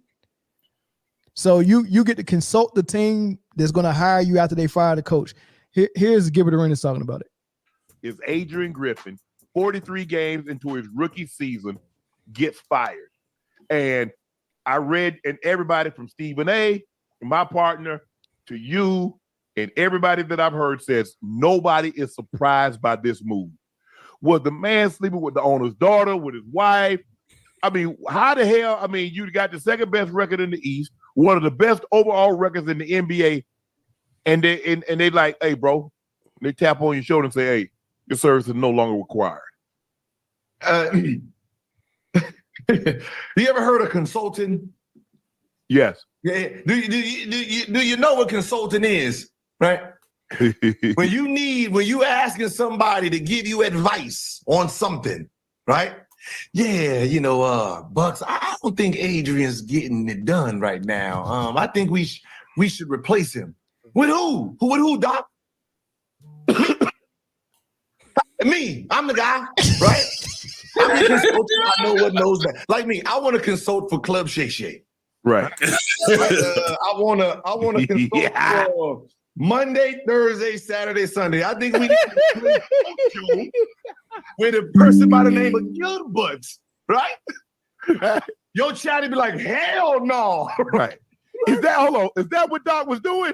Hell yeah, that's what Doc was doing. That dirty mackin' ass man. Out there both jangling. All right, man. So look, I want Eric to go first, man. What'd you think about him being a consultant for the job that he actually ended up taking a day after the dude got fired? And then tell me if you're a great candidate for that position. Yeah, and then tell me if you think that he was the right hire for the job, or there was a better candidate. Honestly, man, I see it kind of two ways. I see it one way that they weren't doing very good in defense, and I seen them getting a defensive-minded coach. I can see that. But at the same time, I think it's a little underhanded because a little. Hey, bro, they just like to be like, hey, who you think should get the number one EP? LPO? I think I should get the number one EP. I know a perfect candidate for that. I think I'm gonna be a perfect candidate for center of the quarter. Yeah. No, you know what, Eric? I got something else. Hold that thought. This is what I love Bomani. This is what Bomani said. That consultant. Jones, yeah. This is what he said about it. Sean, let me get this straight. I just saw this. The Bucks fired Adrian Griffin as their coach yesterday, even though they was 30-13. I got that correct. Correct.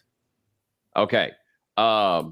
They hired Doc Rivers as a consultant weeks ago. Did this happen? They hired Doc Rivers, or is he an unofficial consultant? I think officially unofficial consultant, but the heads of the Bucks hired him for sure. Yes. Okay. And now they about to hire Doc Rivers to be the coach. Like he's going to replace Adrian Griffin. Correct. Okay. Hey man, I just want to know who everybody thought they was fooling. And maybe look, that I want to know who everybody thought that they was fooling, because I don't know how much people know about what consultants actually do. It's a very broad term when used in business, but we all know what a consultant really does. And some of you haven't thought about it like this, but when you hear it, you're going to be like, yeah, that sounds about right. And that includes consultants that's going to feel this way when I say this. You hire a consultant to tell you what you was already going to do already. You just need somebody behind you to be like, yeah, no, that sounds like a pretty good idea. That's generally what you do with consultants, let alone the consultant that actually wants the job that we are talking about. Like, if you go get a consultant because you got a new young coach and he's trying to find his way, you got to go find you one of them old heads that don't want to do this no more. Like, maybe you needed to go and find Phil Jackson. You know, maybe that was the guy that you needed to talk to, but you couldn't go find somebody to do this that actually still wants to coach. Because you would go like, so Doc, what do you think will make this team better? Ain't a team in the NBA that's gonna call Doc Rivers and be like, hey Doc, what do you think this team could do better? And Doc's answer not be, hire your boy. Why would that not be the solution? Why would he not think that's the thing that works? Maybe you saying to yourself, duh, because the Sixers look better without him. That ain't the way that Doc is looking at these things. Doc is like, they better without James Harden. That's the way that he envisions this. They called this man in to be like, yo, so you got anything that you think that we could do to make this better? Like, I'm trying to think of who the woman is that called me and be like, hey, it's not going so well in my marriage. What do you think would make it better? First of all, how'd you like to take your clothes off of me? Like, that's the first solution to what this problem is. I don't even know who I want to randomly throw onto this list as to be what it is, right? But like, for example, we'll just throw this out here. This is maybe the one to do it, okay? Ask me what I think would be the way for Megan Good to solve all her problems. I don't even know what she considers a problem in her life to be. Ask me what I think is the way that she should fix it. Hire me as a consultant. Like, hey, you know, a little stressed out over here right now. Anything you think I can do to make my life a little better? Yeah, I got an idea. All right, now go. Hey man. I ain't. Hey, look. I know it's a little Bojangleish, but I understand. Shout out DC Hey, Smith. Doc was dirty macking, man. That ain't how you do it, Doc. Hey, and you did it to another black man. That's just Bojangleish. Man, hey, Bojangleish. That was. Yeah, that's dirty. That's dirty, man. That's just Super like, dirty, hey man, you think Melvin should get the job? Man, if I was you, I probably could do that job better than Melvin. You know what? I'm really qualified for it. Exactly. This is what I want to know. Who was he consulting? Was he consulting the new coach, or was he consulting the front office above the new coach? Nah, that was a front office hire. That was a front office hire. Yeah. So the front office was coming to him like, hey, look, the coach that I hired is doing X, Y, and Z. What you think? No, I'm gonna tell you how the conversation probably went. The conversation probably went like, hey, Doc, we really want to hire you. But what we're going to do is we're going to bring you in as a consultant. See if you want the job or not. And then he looked around. He said, I think I'll take it. I think I'm a perfect candidate for the job. But I think they came to him. I don't think he just came out of nowhere. I think they reached out to him. I think he checked it out, seeing if he really wanted the job. That's why they brought him on as a consultant so he could check everything out. And it was like, I'll take it. I'm the perfect guy for the job. Oh, man. Carlos X said he want to recreate that movie from Waist Deep with her, and he gonna be Tyrese. Megan. I agree. That was dirty though. That was fine. Man, listen. Was it a good hire? Absolutely not. Not even close. Yeah. Listen, not even close. Listen, man, Doc Rivers been coaching. He's been a head coach for 20 years. And he has one more championship than me, and I've never coached. Still one, though. That's how they looking at it. That's how they looking at it. Is at least one. Listen, but they got one. They already got one. Listen, no one else in the history of the NBA. Shoot, the white boy, I can't even remember his name. that they had before that they just fired. Budenholzer. Yeah, a booty hose. He just won him a championship like since COVID. He won him a championship after the bubble, and his one championship wasn't enough to keep his job 2 years later. This man's still getting jobs off of a 2008 championship. No, I think he actually resigned though. I think they let him go, but I don't think his heart was in the game. I think he had his brother or something passed. Yeah, his brother passed right before the playoffs. I think he had a tragic incident, and I don't think he was really. I don't think that fire was in his eye no more. I think he was mine was somewhere else. And I can understand that, but how many times in the history of the NBA do people win a championship and not keep their job long? And even Doc Rivers, but they celebrate him as this great coach, and he's been mediocre. Like the whole time that he was with the Clippers, they did exactly what they did every year that they was doing before he got there. It was Groundhog Day. Yeah, same thing in Philly. Yeah, and man, I'm so glad you pulled this list up, man, because I was so adamant about him not deserving to be on that list. He doesn't. I still remember the clip. I still remember it. I was so adamant. I was like, what did he do? What did he do? Man, he's got more blown three win series leads, than he does championships. Yeah, that's true. That man is a notorious. That man is a notorious 3-game blower. Pause. But I agree, and let me tell you about Glenn Rivers. This dude, Glenn Rivers, probably had some of the most talent than any other coach in the NBA. Think about those teams that he's coached. Of course, he had KG, he had Paul, he had Ray. He won a ring, got to the finals, lost, didn't recreate that. The Rockets team, the Clippers team, the Philly team. Think about how many all-stars have been on that team.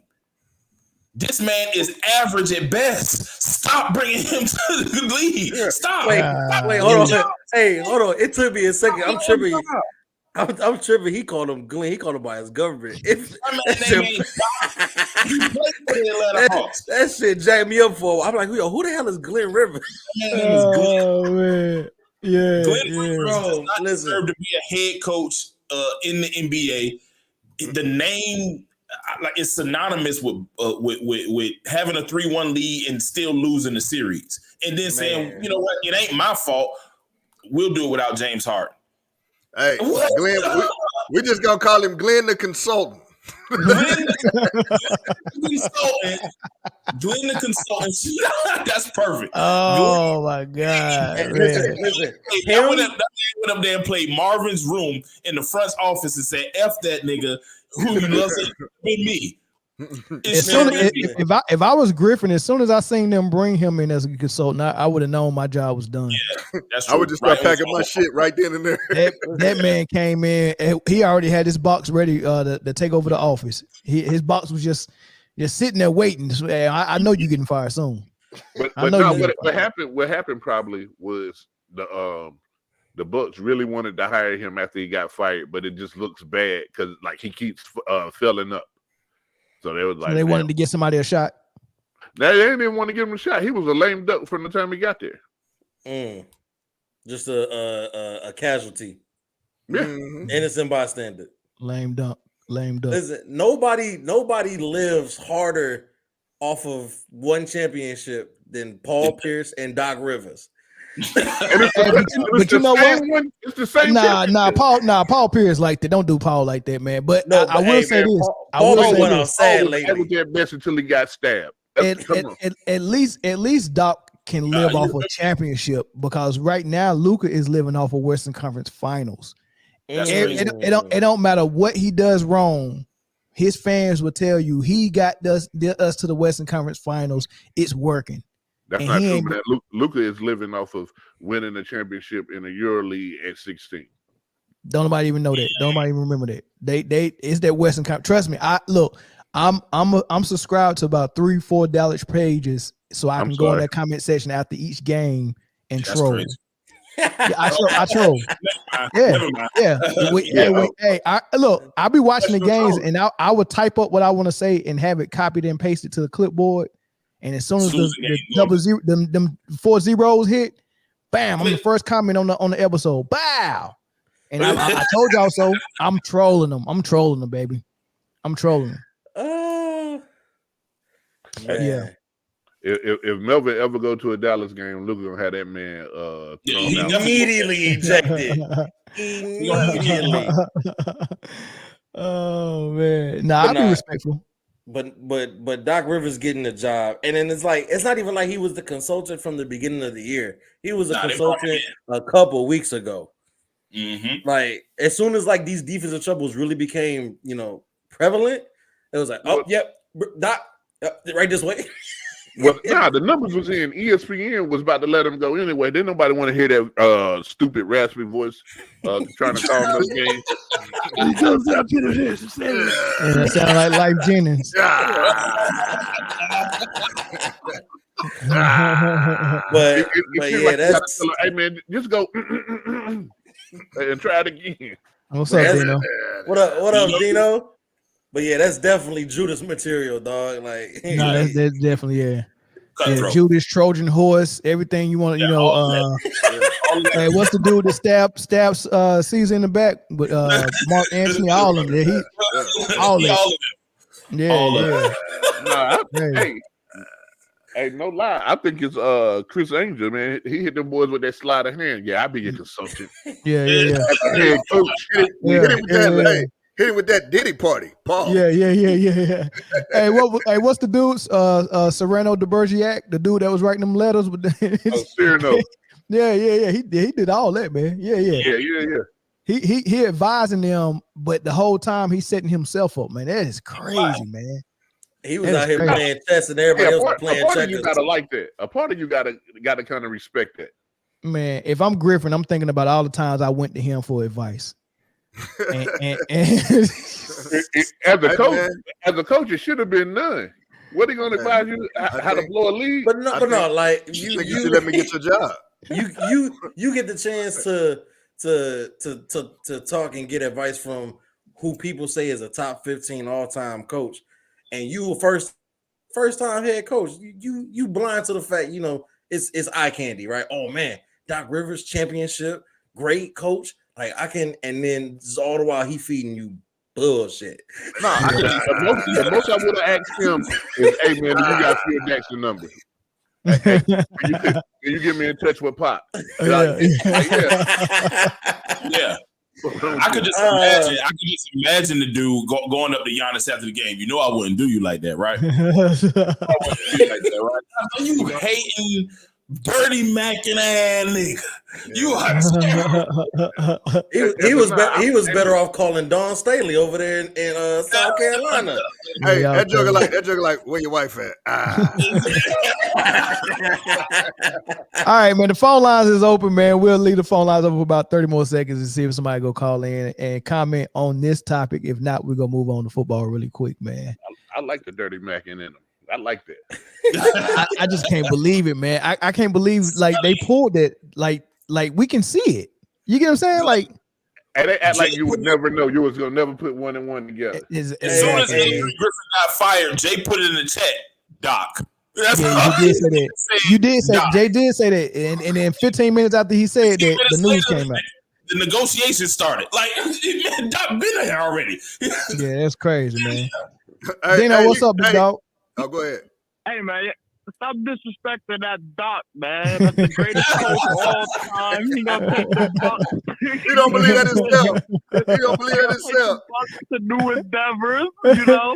Hey, about to get signed. Come on, man. Hey, Sports Unfiltered said I've never seen anyone get this much mileage out of one championship than Doc Rivers.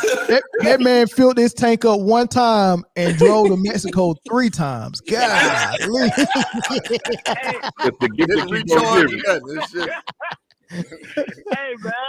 Hey, y'all ain't here? Doc is the man. I see.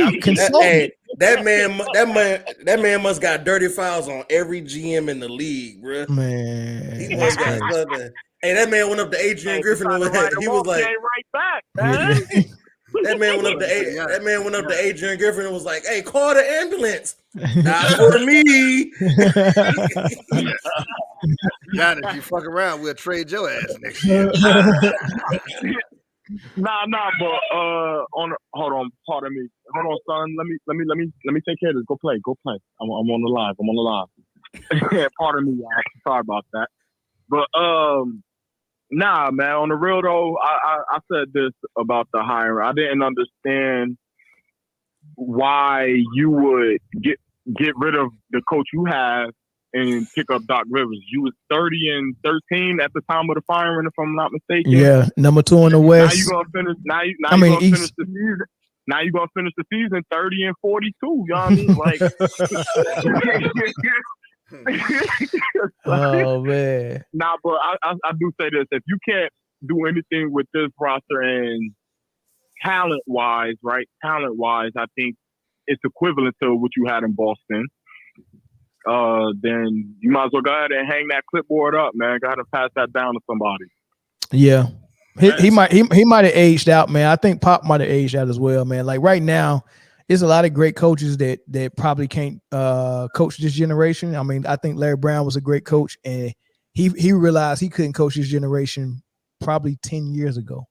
Mm-hmm. I think when he was with the Bobcats and he kept having those issues with Tyrus Thomas and those players, like he realized I can't do this no more, man. You know, so Popovich might be done. Doc Rivers might be done too. Doc Rivers was done a couple of years ago. It's just the coaching style that's getting pushed out. Yeah.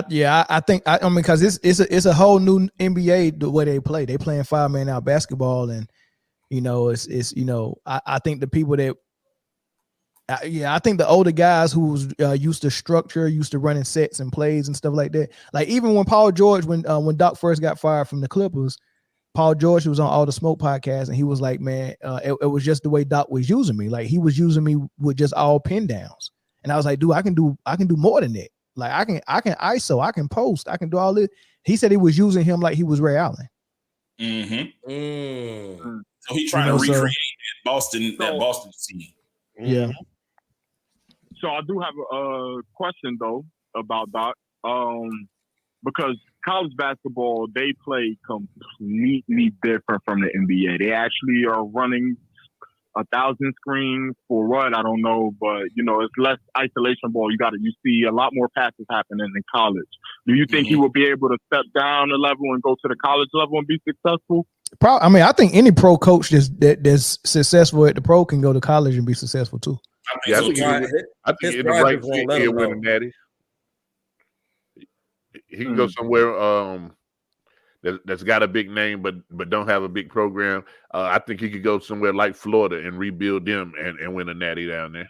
He could probably go to Memphis and take Penny job and take him to a natty.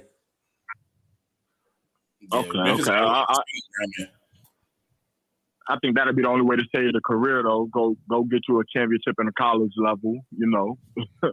But does it really save it though if you take a step down and win something instead of you have gone the other way around and you win? Sure, why not? Natty first.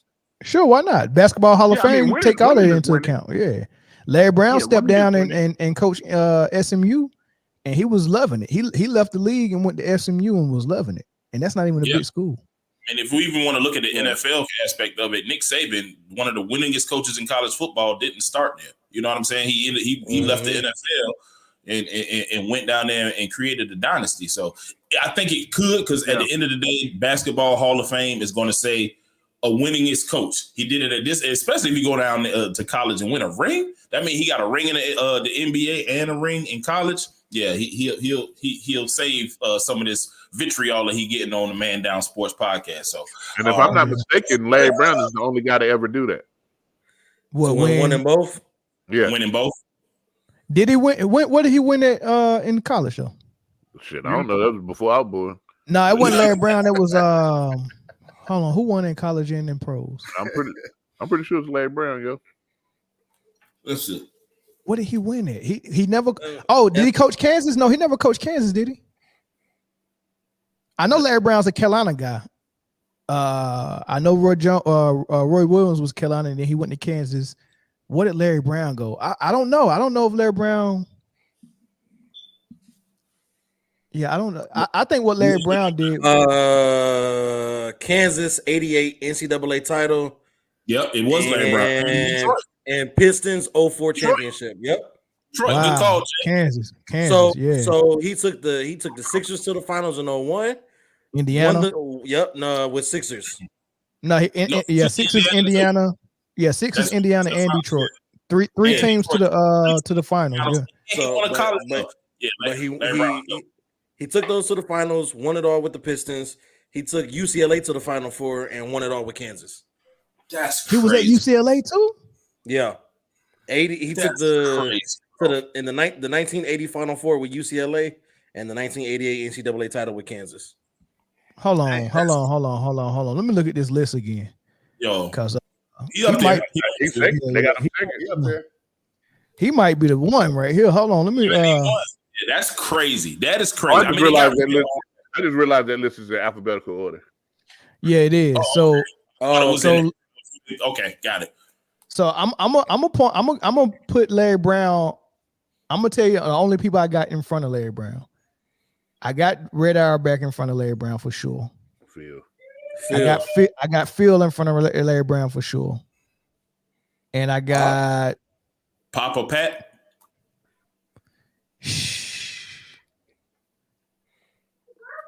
It might be a tie with Pop and Larry.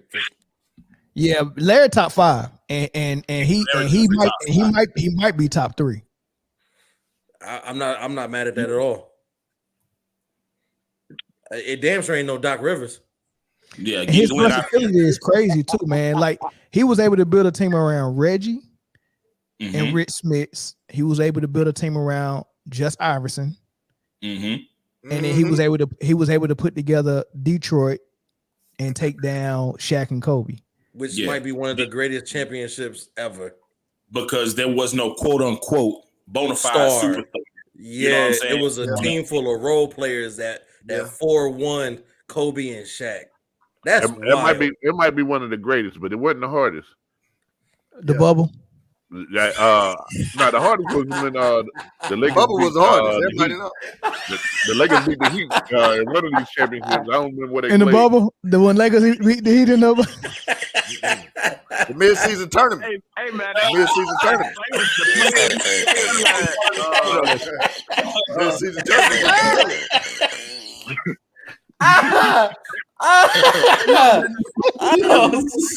Yeah, like I did that.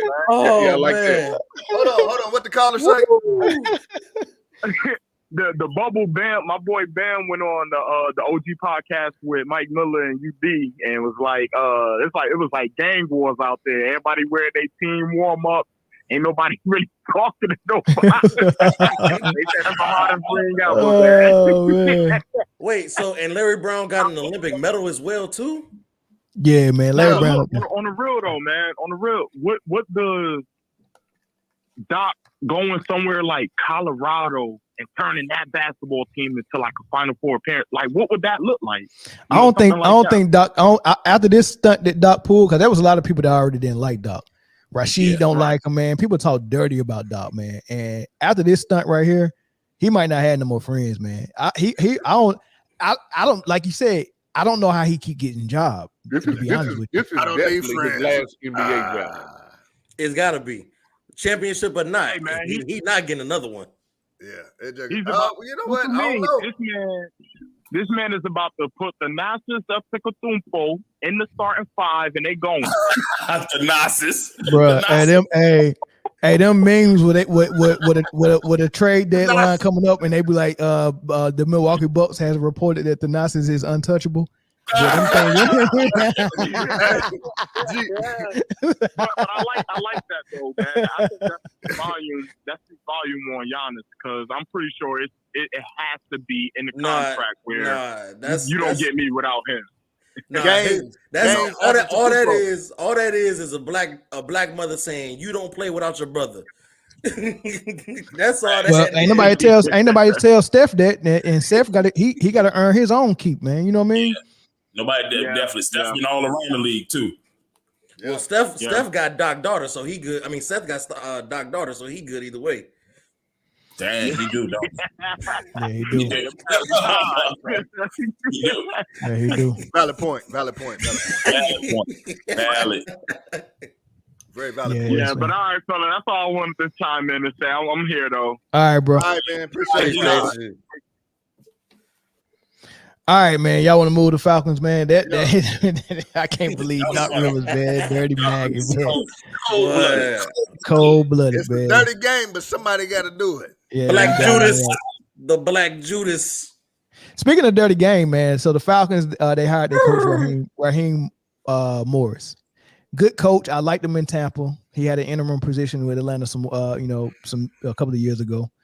But they interviewed Bill Belichick, and he's a legend, and he might be the GOAT coach. So it's kind of hard to pass that up. But then you think about how old he is. He's in his 70s, and Raheem Morris is still young, and you might can get him, and he might be your coach of the future. You never know, right? So I like the hire, but a lot of people was like, man, how do you pass up Bill, man? What's y'all thoughts on Atlanta going with Raheem and not going with Bill?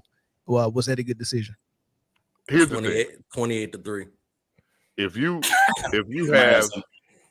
got a cross country trip, right, and you got a choice to get a nice car that's semi new and you know that it's dependable, or you got a car that has taken you across the country 8 times, but it's 72 years old. You understand what I'm saying? Hey, look, man, it's a wrap for Bill right now, man. I don't know, but he has to go to a ready-made team, and Atlanta is anything but that.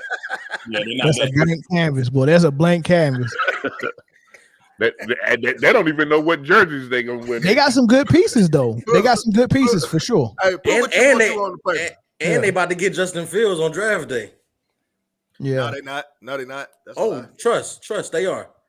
Justin Fields gonna be right there in Chicago. No, but I had seen a meme earlier. It was like Falcons thinking that their guy is somebody who hasn't called a play in 5 years. Because Sean McVay was calling all the plays, and but Raheem's a defensive guy though. Yeah, he's defensive guy, defensive coach. I think Sean's still calling the plays. And I bet you, listen, guys, you got to watch this.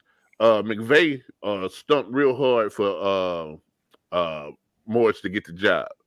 I guarantee that Morris hire it will be a McVay disciple. It will be. It is. It's going to be Zach Robinson, who was the pass game coordinator for the Rams, who was a McVay disciple. I'm telling you what it's going to be right now. And listen, this is it was a one hand watch. It was one hand stretch. Yeah. I'm gonna look out for you. You look out for my man's right here. That's all that was. And I'm not mad at it. I'm glad. I wouldn't have been mad at Belichick, but I think that when you hire a coach of that caliber, there's going to be some stipulations that he's just not going to be able to deal with. Like, he probably going to want GM capabilities. He probably going to want all the personnel power, and you can't really challenge him on nothing. And Atlanta just don't have – we can't afford that. You know what I'm saying? At the end of the day, we can't afford to put it in his hand. We can't afford it. Like, we are a team without a quarterback. That is where you start off wrong at the beginning. We ain't got no quarterback. So you need a guy who, I will say, I think it's been 13 years since he had a head coaching position. I think it was long overdue. You get a guy who's familiar with the city. You get a guy who's familiar with the system. And you build from there. You just see what you do. You draft the quarterback and bring in a veteran. Hell, you might as well. The quarterback play we got last year was terrible. What it boils down to, though, and I'll say this, Arthur Smith was like, look, man, I know that Pitts is a great tight end. I know that Bijan Robinson is a great running back, but let me use Smith and the other running back, because if I use these guys, you're expecting that. No, like he tried to outthink himself. Yeah, he was too smart for his own good. Yeah, exactly. And I think Raheem Morris is gonna bring somebody in there, and you're gonna get the most out of those talented pieces. Hell, that's not a bad destination for a Russell Wilson or a Kirk Cousins, in my opinion. There is buzz that Russell Wilson could head to Atlanta, possibly. His wife from there. His wife. Zo, let me ask a couple questions.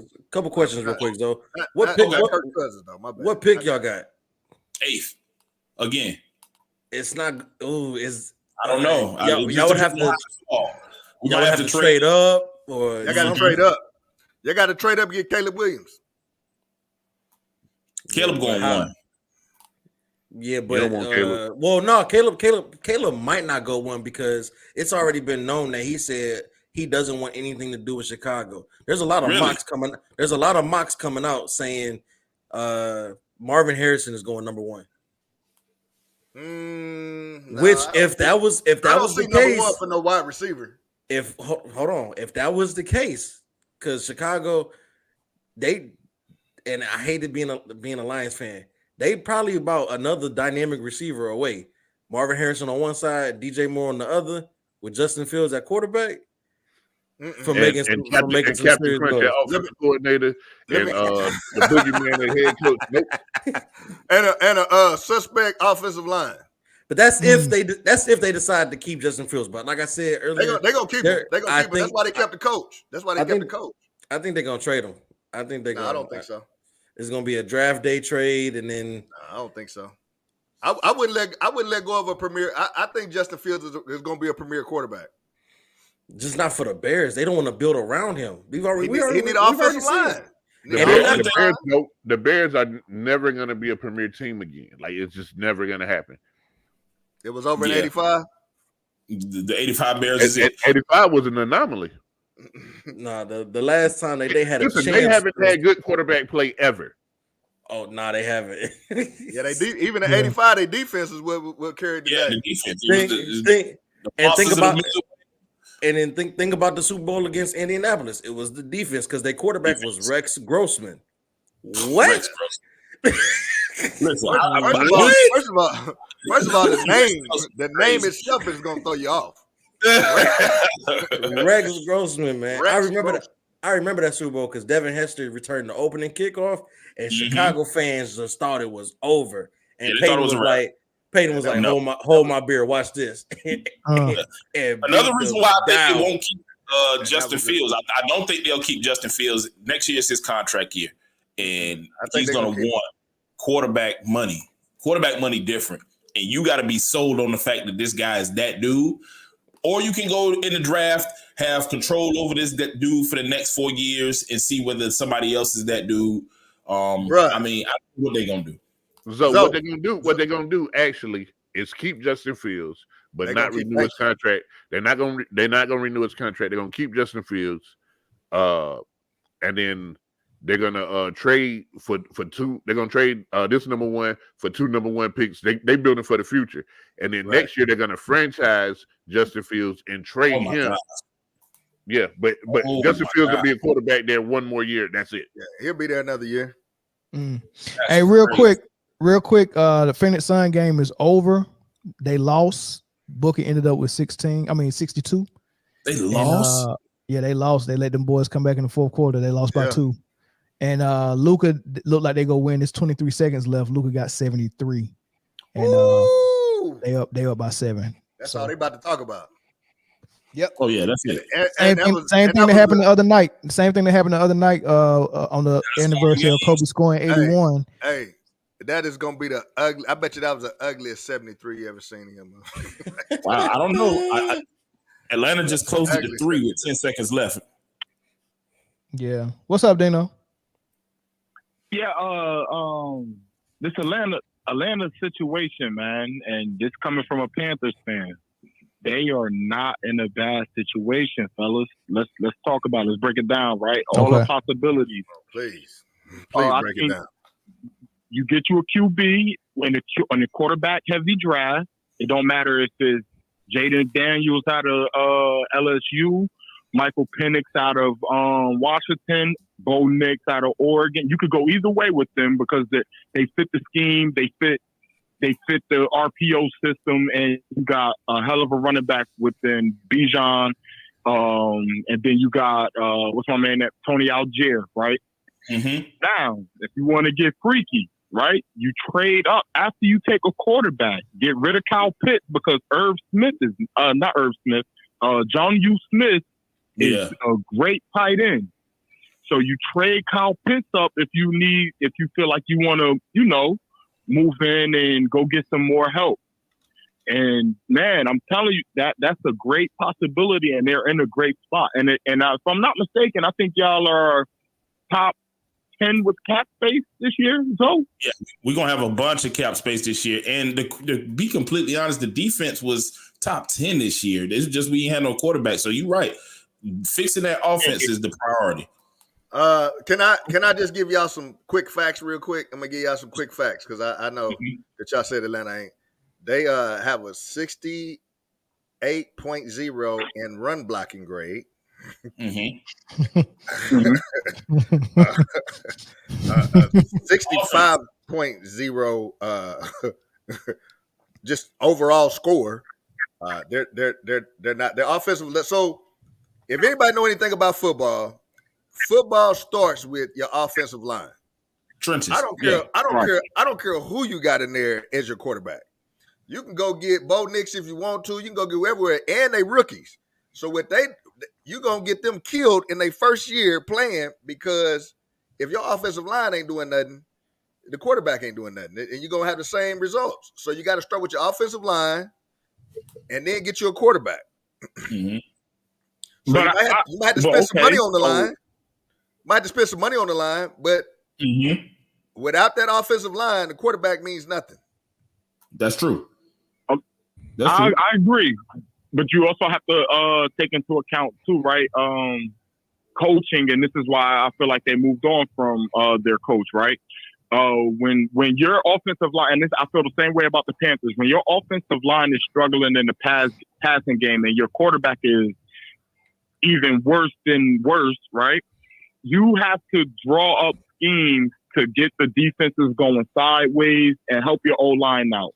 You know what I'm saying? And that wasn't happening from what I could tell. Now, I didn't dive deep into them, but from the games I did watch, they were going through the same similar situations that the Carolina Panthers were. They're sticking to the scheme, and no matter how bad it gets, this is what we're doing, right? So I think coaching had a lot to do with why their line was as bad as it was, because Tyler Linderbaum, he's the highest paid guard in the league, and for a reason. He's good, you know? So, again, man, you fix that quarterback room, and you get rid of some pieces that underperform, trade up for another. That's another piece I was saying, right? If you want to take a quarterback at that 8th pick, trade back into the first round for maybe like 20 something. And if O-line is something you want to attack, the O-line is stacked this draft too. You got Olu Fashanu from Penn State, Joe Alt, it's I can't think of his name off the top, but the right guard from Duke, he's good, so I'm telling you, the opportunities are there, and I could definitely see them making a lot of moves, especially with the money they have. Yeah, we got the money. Yeah. Hey, so really, you saying they need 3 offensive linemen? I tell you what. They're not in a position where I would take a chance on a rookie quarterback. I want somebody proven. Right. Even if it's just if you look at the final rankings, it wasn't as bad as E is suggesting, because they still was a top 10, considered a top 10 offensive line because of the stats that they were able to put up as far as not paying. Go ahead. But just ask the quarterback who had to get his ass chased back around there what the ranking was. It wasn't as bad as Carolina though. No, they wasn't as bad as Carolina. It wasn't. And a lot of that had to do with quarterback play, because the part of the reason why Desmond Ridder probably ain't gonna have another starting position for a while is because he just was hesitant when it came to any time that he had as a quarterback. So, I mean, Raheem Morris might be able to do something as far as scheme goes that is different from last year, because you look at Arthur Smith, he wasn't even getting Bijan the ball. We got investigated because Bijan wasn't on the injury report, but he had 3 carries in a game. Very weird. It was weird. Right. The whole thing was weird. But what I'm saying is, Ridder, right? Once you get hit one of them rookie quarterbacks really, really hard, they gonna get what they call quick pass. So that means they're going to throw the ball as fast as possible. They don't care if a receiver's there, a member of the other team, a referee. They don't care who's there because they do not want to get hit like that again. So, hey, you need an offensive line. Get 3 offensive linemen and then get you a veteran quarterback. I wouldn't go Kirk Cousins, though. I don't know who else you got, but I would. I would go Kirk. I would go Justin Fields. I would go Cam Newton. I would go Kaepernick. I would go anything except a rookie. Anything except a rookie. Yes, Lord. Only reason I wouldn't do Kaepernick is because his Achilles just exploded, and he ain't no young quarterback, but he plays well when he's out there. I mean, but coming off of Achilles, but maybe that's the guy. I don't know what they're gonna do, but I think we need 2 quarterbacks in the room, no matter what. No matter what. Kirk Cousins will throw an interception in the worst time. You might be right. But Kirk is great for fantasy though, for sure. I had him the last 2 years. That man but if you want to be on the couch in January, don't worry about it. Just as long as if you ain't got no primetime games, you might be all right because Kirk on primetime. Won't be no Peacock subscriptions going on if he's playing. Y'all stupid, man. All right, let's go to the other coach that got hired, Jim Harbaugh. I think that's a good hire, him going to the Chargers, man. I think he got a quarterback in place. They got receivers and targets. They might need to find another running back. Maybe I don't think they got the running back of the future there, but everything else seems to be there, except the coach. And now they got the coach, man. So how y'all feel about this hire? And what's the expectation for them in year 1? Let the caller go first. What'd you say? First round exit. First round exit. You know why they going? You know why they going home first round? Why they going home first round? Lamar Jackson. Still got Lamar Jackson in the AFC. Still got Josh Allen in the AFC. Aaron Rodgers coming back. He's going to be in the AFC. Still got Pat Mahomes in the AFC. Sunshine still in the AFC. Stop at Pat. Don't keep going to no Sunshine.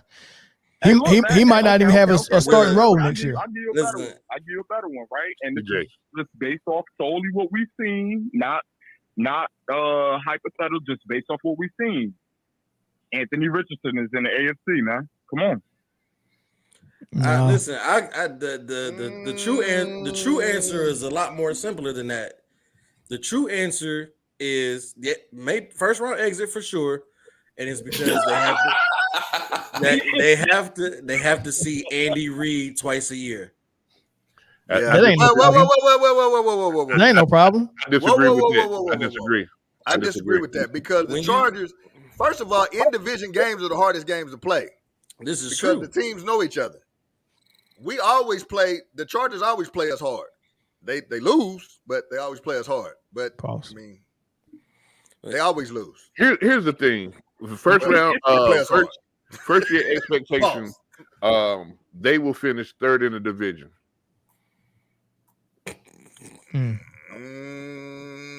Third.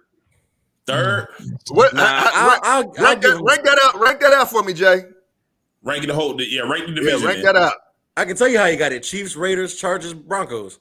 Can't be Raiders. Nah, the Raiders coming. Pause. Yeah. Can't be Raiders, man. I don't see the Raiders. Sandy, the Chargers have always had a better team. It's just that coaching was shaky. Nah, listen. They got listen. The team that they have right now in the clubhouse, they can't run them back. A lot of them contracts they got to get rid of, especially on the defense end. So they have one of the highest paid defenses in the NFL. They didn't do anything. Those guys got to go. So literally, what you'll have is one receiver, the tight end, and the quarterback, and then you got to figure everything else out. And you'll keep probably 2 or 3 of those guys. You'll keep Derwin James, and you got to figure everything else out on the defense. Khalil Mack gone too. Bosa gone. You can only pay one or the other. You won't keep both of them. You can't keep both of them. You can only pay one or the other. And it might come down to who's younger, which is Bosa. You better pay Mack because Bosa is going to spend half his year. He's going to spend half his year in a sweatsuit with a baseball cap. Mm-hmm. And the trade value going to be more for Bosa anyway. Yep. So it's not going to be what you think it is. They're going to finish third in the division first year. Within the first 3 years, they'll start making the playoffs. He'll turn it around quickly, but it just won't. Not year one. Lord, I don't think there'll be a first round exit. I don't think there'll be a first. They won't make the playoffs the first year. Yeah, it's kind of hard to be. He's got a 5-year contract, and in that fifth year, they'll make the playoffs. I think they'll make the playoffs. They'll get to the divisional round. If they really need some wide receivers. Their wide receivers is kind of hurt and old. Their running back is old. You need a new running back, a couple wide receivers, because the quarterback is on point. They will not make the playoffs. Book it. That's interesting. And y'all early. We'll see. We'll see what they do this summer. All right, and for the last topic, man, we got to talk about the MVP. In my opinion, it's not a debate at all. Like I don't even know why they got candidates up there. Like they really got Josh Allen, who didn't even make the Pro Bowl, as a top 5 candidate. Man, I'm so tired of Josh Allen. Don't get me started on Josh Allen. That is a wild selection. How you not even make the Pro Bowl, but you a top 5, and then you got Dak, who give me a break, and then you got 2 dudes from the same squad in San Francisco, and one of them is a game manager. I'm baffled that this is even a discussion, but we'll have it because Chris seemed to think that CMC deserves the MVP over Lamar Jackson. So they'll never pick a running back. So you can close that out right now. Yeah. We can always have that conversation, but what happened? I was about to put Chris on that one on bomb. Do it. Go ahead. Nah, go ahead. You good? Go ahead. All right, I want to hear this. So check it out, right? Well, my argument was that my argument wasn't necessarily that CMC should win MVP over Lamar. My argument was that CMC deserved the nod over Brock Purdy. Don't try to switch up now. It ain't even summertime for you to have no flip flops on, Chris. Don't flip flops. But you know what? I rock with it. No, don't worry about it. I'll rock with it. Check it out. In my opinion, right? The top 2 leading MVP candidates, in my opinion, was in order: number 1, CMC; number 2, Tyreek Hill. What? Hill? Like I get that 6 weeks ago, but like now, now it's still CMC. CMC wins for me. CMC. Listen to this. Listen to this. Right? CMC first in rushing yards. Right? Second in carries. Would be first in carries had he not missed. If he had not missed the game that they set the starters at the end of the season. Mm-hmm. Second in yards per attempt, behind only Lamar Jackson, who's a running back. So it's guaranteed that they're probably gonna get more yards per attempt because it's not always guaranteed design run plays, right? Second in rushing touchdowns for a running back behind Raheem Mostert. The only running back in the top 35 of receiving touchdowns. Everything else is a receiver or a tight end. He's the only running back that's in the top for receiving touchdowns. Tied for first in total touchdowns, first in yards per game, right? When you say MVP, right, most valuable player, that means that to your team, you are the most valuable player. You are the reason for that. You take CMC away from San Francisco, they are not even a wild card team. So first of all, I hate the argument of when you talk about MVP, when you say if you take this like that's the worst thing you can do is put an if in it that we can't even quantify that. The second thing is here's your problem with having CMC as your top candidate for MVP. He's a running back, and the guy who deserves to be the MVP is a quarterback who's also a better running back than CMC. That's the problem you got. Yes. I'd rather have Lamar running it than CMC. Hey, Mel. You're wild as hell. Hey, Mel. Hold on. Hey, Mel, I was with you until you said that bullshit. You're wild. I just said I was with you. Well, no. Who you said was number 1 in yards per carry? Lamar Jackson. Thank you. Have several seats, sir. Look, think about the reason why Lamar Jackson, and it's only by 0.1. It's not even by a lot. Lamar Jackson is 5.9 and CMC is 5.8. Imagine me saying CMC. Imagine me saying CMC got more passing yards per more yards per pass than Lamar Jackson. I knew you was going to say that by 0.1. Imagine me saying that. Look, wait, no, because rushing yards is counted when you scramble off that pocket, and on top of the design run plays. So gotta chill with that right there. Right? I ain't chilling. Nah, chill. Don't pay the bills. Nah, wait. But I'm with you, Chris. On yes, CMC is the best running back in the NFL right now. But to say the MVP of the league, man, he's not. That's right. I mean, by that logic, let's go look at Lamar's numbers. Patrick Queen and Roquan Smith should be up in that debate. Fred Warner should be in that by that logic. Because if you take those players out of those teams, then yes, they don't. The Ravens look completely different, and San Fran looks completely different. No, but what Lamar has done, and remember, Lamar got off to a slow start because receivers were dropping the ball, man. And that's when all the sports analysis, all the media, Lamar has to play better. Lamar has to play better. No. His receivers needed to play better. So here's the thing, guys. Let's not act like if you take CMC out of San Francisco, which I know Mel said he hates this argument. Listen, they still had 3 1,000-yard catches, a tight end and 2 receivers. Exactly. You have another MVP candidate right there on the same team. They would be just fine. If you take Lamar Jackson out of Baltimore, they're picking top 5. Kansas City is a shoo-in in the Super Bowl. They're picking top 5. Hey, he better not get hurt. He better not get hurt. Yeah, Brock Purdy. You got Snoop Huntley out there. You arguing a losing argument. This is how it's gonna sound on Judgment Day when Satan trying to convince God to let him in the pearly gates. Brock Purdy is already decided, man. You can't win this one. Brock Purdy, look, bro. Lamar Jackson's numbers are beyond pedestrian for what should be an MVP candidate. He is 15th in the league in passing yards. You're not even top 10 in passing yards. So when we talk about MVP for NBA, I want to hear you make this argument for Luka too. I want to hear it. I want to hear it. Hold on. Luka would never be my MVP. Ever. You talking about numbers though, but you're talking about the numbers. So when is it not? So now it's not about the numbers. No, I ain't saying it's not about the numbers. Okay, it's not you can't hold on. I didn't say it was just about the numbers, but you cannot exclude the numbers as well. When the numbers are pedestrian. Read the numbers off. He's 15th in passing yards. Go ahead. Let's see. He's not even in the top 20 in yards per game. I thought you had the numbers ready. Shit. I was prepared to argue for CMC, not to show why Lamar Jackson. Y'all should have known. What is he rushing yards? Let's see, rushing. About 600, 700.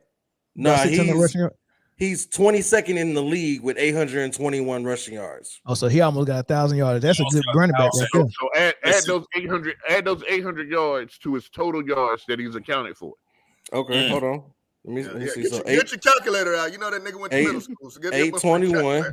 821 plus. Let's see. That's 3678. 440. 4,500 yards. 4,500 yards. Any quarterback responsible for 4,500 yards that's pretty much the measuring stick for what it takes to be the MVP. Do you understand that that's still not even top 3? 4,500 yards is still not even top 3. Okay, so give me the 3 people above him. Tua, Jared Goff, Dak Prescott. Okay.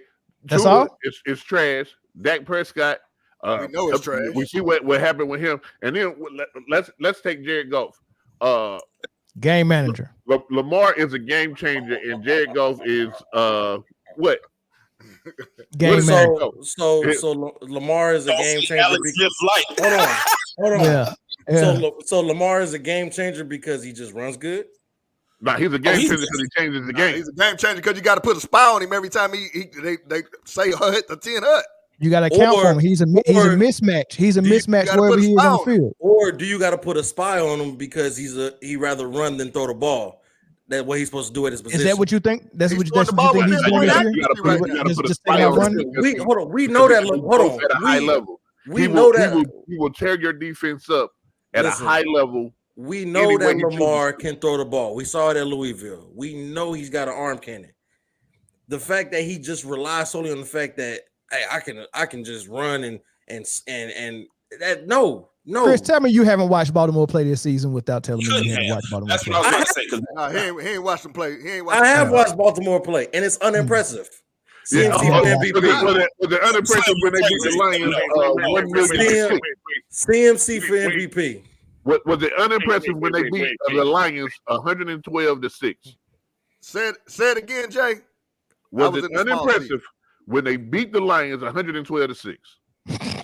Man, y'all doing y'all doing a lot of me sliding for y'all opponents on Sunday, man. Doing a lot of me sliding.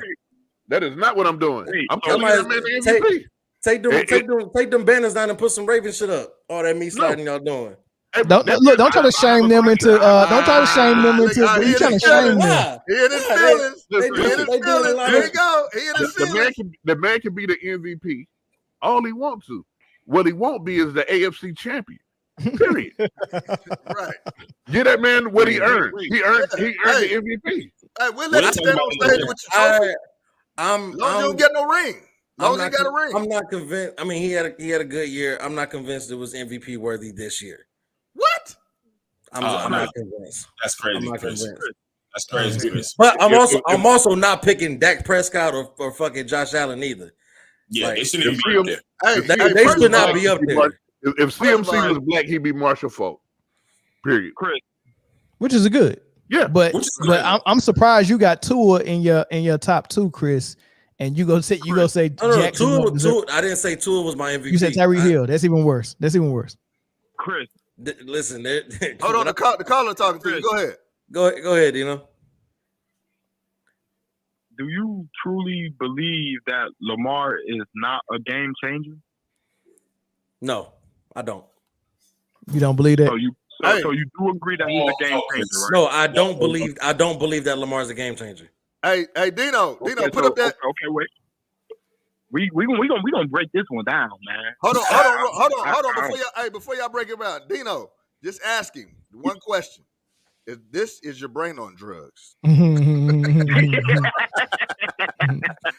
questions? Nah, because I really do want to understand the logic of it, right? So he's not a game. Is Jared Goff a game changer? No. Okay. Hey, you got another call coming in, Mel. A game changer. Say that again. Is Christian McCaffrey a game changer? Absolutely.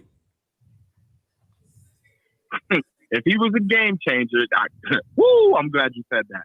If he was a game changer, why was the Panthers still struggling with him in the offense and he was touching the ball 87% of the time? Oh! Hey, can we get one of the bomb drops? Hold on. Wait a minute. Let's talk about it. Let's talk about how notoriously. In the middle of me talking. Let's talk about how notoriously bad your quarterback play has been since Cam Newton. Let's talk about how notoriously what they gotta do it. What they gotta do it? Hold on. CMC was supposed to have been changing the game. When CMC played, because he was also played with a lot of injuries. Why? Because of his high usage rate, because there was nobody else on the team. Right? But even when he hold on. When he played, did he not make a difference when he touched that ball in Carolina? No. Bullshit. Y'all still was gonna lose the game. No. Yeah. I mean, North Carolina was still we lost. Bullshit. Hey, to counter your argument, you got to think, right? CMC led the team in receiving yards. He led the team in rushing yards. That's similar to Deebo Samuel, right? and we still didn't. It didn't lead to a winning formula, right? But it's proven this season specifically when Lamar Jackson is having the ball in his hands. There's not much you could do with the Ravens, bro. Like it's really. And when but you know what, Dino, but that goes to the position though. It's easier to change the game as a quarterback than it is as a running back. Very true. That's true. Okay, but look. If he was such of a game changer, why when Debo goes down, we struggle? You know why? Because you use Debo to set up the defense that you want them to be in with motion, and you put them and you figure out where the defensive pieces are, and boom, there you go, right? That's your pre-snap read. Use Debo to move everybody where you want to move. They're not moving Christian McCaffrey over here. They're not moving Christian McCaffrey to the slot to put. You get what I mean? So your game changers not true are the ones that you're going to use to manipulate the defense to where you want them. So, can I ask you a question real quick? Absolutely. If the 49ers didn't make that trade for CMC and they made the trade for Alvin Kamara, would he be doing the same thing as CMC? Same result. Hell, they might not have made it. They might not have had to make a trade for anybody because Elijah Mitchell was eating in that offense. Yeah.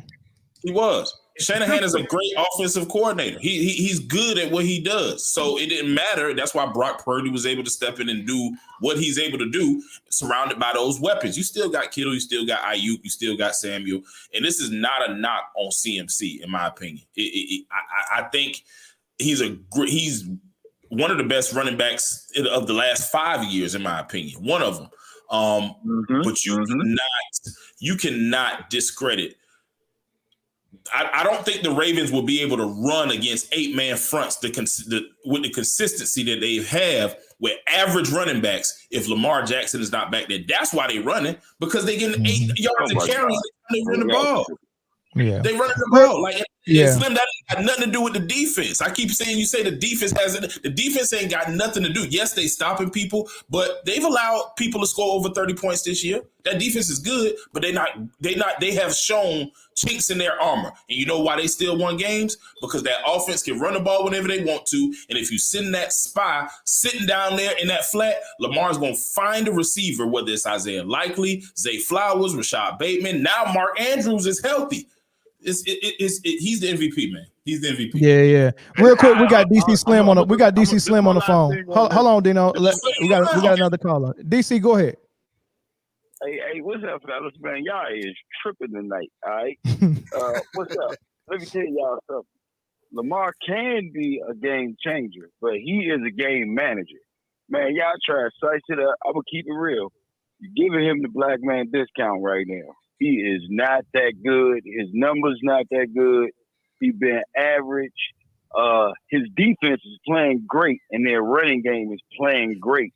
I see what y'all trying to say. Like, is the 49ers defense not playing great? Well, what I'm saying is, you stuttering. Hold on. Is the 49ers defense playing great? Yes or no? They playing great, but I'm not saying Brock. All right. So whatever critique you just gave Lamar Jackson is due for CMC and Brock Purdy for the defense, because you can't reduce Lamar Jackson because his defense is playing good.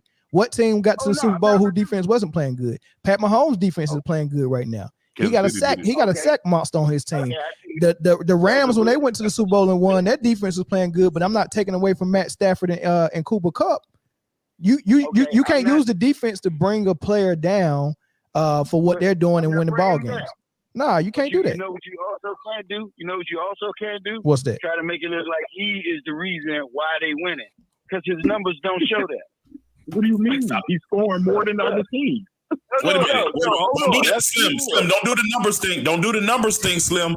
We're not doing the numbers thing because your favorite basketball player got the best numbers, right? The best numbers on paper. Your favorite basketball player got some of the best numbers on paper. Yeah, right? Go ahead and make your argument for LeBron James and those numbers. Go ahead, make your argument. I never like to use numbers. See, I've been watching Lamar since Louisville. What? He is average, bro. Okay. What I'm saying to y'all is, I want to be average. I want to be average. You're giving him hold up. You know what? He ain't. Look, he lucky he in the playoffs. What? What is there? Is there anything he does above average, or is everything average? Oh no, hold on. I'm gonna be real with you. He ain't better than Shorty in San Diego as a quarterback. See, if you want to just keep playing the black quarterback thing where he can run, yeah, he can pretty much do that better than. Is he better at football than Justin Herbert? Justin Herbert's a better quarterback. No, not quarterbacking. Is he better at football? No, that's a loaded question. It's not a loaded question. Is he better at football? That's the game they play. It's the National Football League, not the National Quarterback League. Is he better at football? Is he better at football? You know what? Tom Brady wouldn't be called the GOAT then if he was better at football. Lamar Jackson better at football than Tom Brady. All right, look. Whoa, wait, real quick, right? Real quick. And this is the difference. The difference between a game changer and a game manager, right? You're not scheming against a game manager. Teams are not scheming against Brock Purdy. They're scheming against Debo, Christian McCaffrey, IU, Kittle, and Christian McCaffrey. Teams are scheming. Wait, hold on. Teams are scheming against Patrick Mahomes. Teams are scheming against Lamar Jackson. Wrong answer, my friend. Wrong answer. Look, let me tell you. Let me tell you. Listen. I see what you're trying to do, okay? You can't make it one way, okay? You can't just say, I'm only here scheming for Lamar. Bro, have you watched that Ravens defense this year? Let's talk about the opponent's defense. We talking about the offense. What player on the offense that's a skill position that they're scheming for? Is it the running back or is it Odell Beckham? Is it like who they're scheming for? They're trying to stop one man. Maybe Zay Flowers. What I'm saying to you is, maybe. Don't try to make it look like they scheming for a particular player. They are. They are. What's the game plan for the Ravens offense? If you the D coordinator. Hey, look, I'll tell you this: if you're the D coordinator, you just need to stop their run. Lamar stop the Jackson running will fall inside of that. Who's running the ball, Slim? Who's running the ball? No, I had their running back on my fantasy league. He has one of the highest ratings in touchdowns. They give him the ball when he's on first and goal, bro. Come on, man. Ravens are winning because they play old school football. Okay, ground and pound. Pause. You understand what I'm saying? Listen, that's a quarterback, right? But as a quarterback, and see, this is why what you're saying, a football player, it's a contradiction because you wouldn't call Tom Brady one of the greatest. You wouldn't say Joe Montana, none of these pocket quarterbacks. You can't even call them great no more if that's your criteria. I would call Joe Montana great. Joe Montana is a better football player than Tom Brady. Okay, is Joe Montana a better football player than Lamar Jackson? Slim, don't get the boat. Listen. Joe Montana is, yeah. Yeah, no, instead of saying a better football player, let's just say a better quarterback. No, they playing football. They playing football. Joe Montana's a better football player than Lamar Jackson. Slim. Is Lamar Jackson better than Michael Vick? Yes. No, sir. Whoa.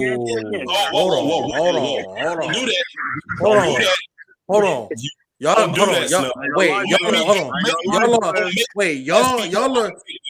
Y'all are ready to go on record right now and say that Lamar Jackson is better than Michael Vick? 100%.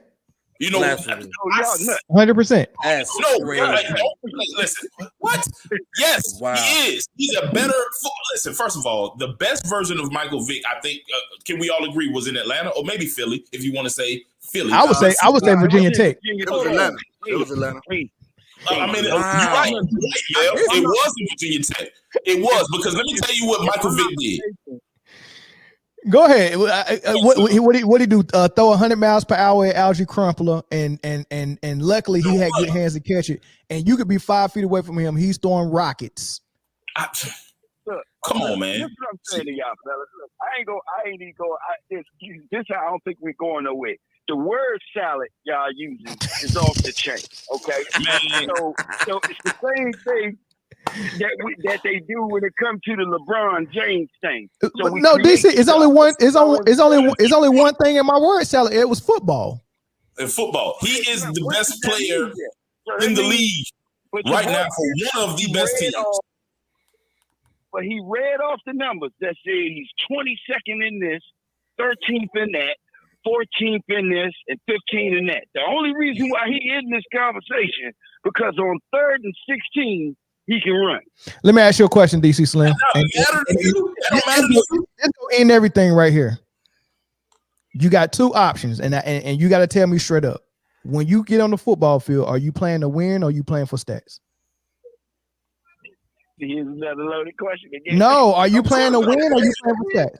It's not a loaded question. You got a lot of clips in here. You got a lot of loads. Okay, so if what I do on the field produce more wins, and I can pinpoint that it's actually what I'm doing that's actually leading to those wins, versus another guy who might have similar, maybe same amount of wins, but he has a plethora of Pro Bowlers that help him, right? Which one is doing the heavier lifting? The one that's producing the wins solely by himself, or the one who has all of this help that's producing stats? Hold on, listen. Hold on. No. Forget the stats. It's leading to win.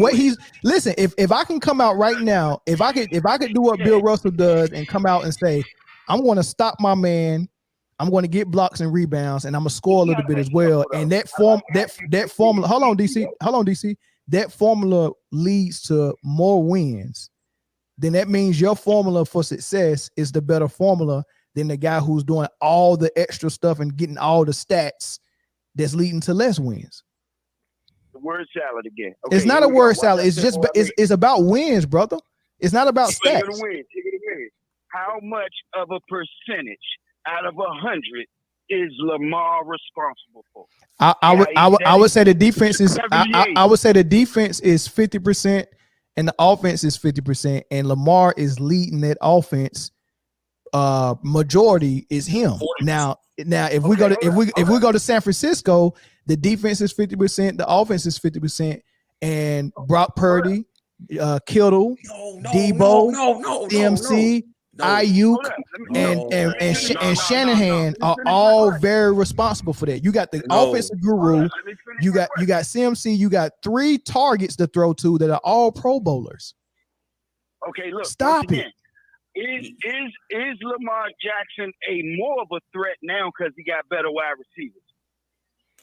Yes. Name his wide receivers, Slim. Name his wide receivers right now. Name his wide receivers right now. Name them. Name his wide receivers.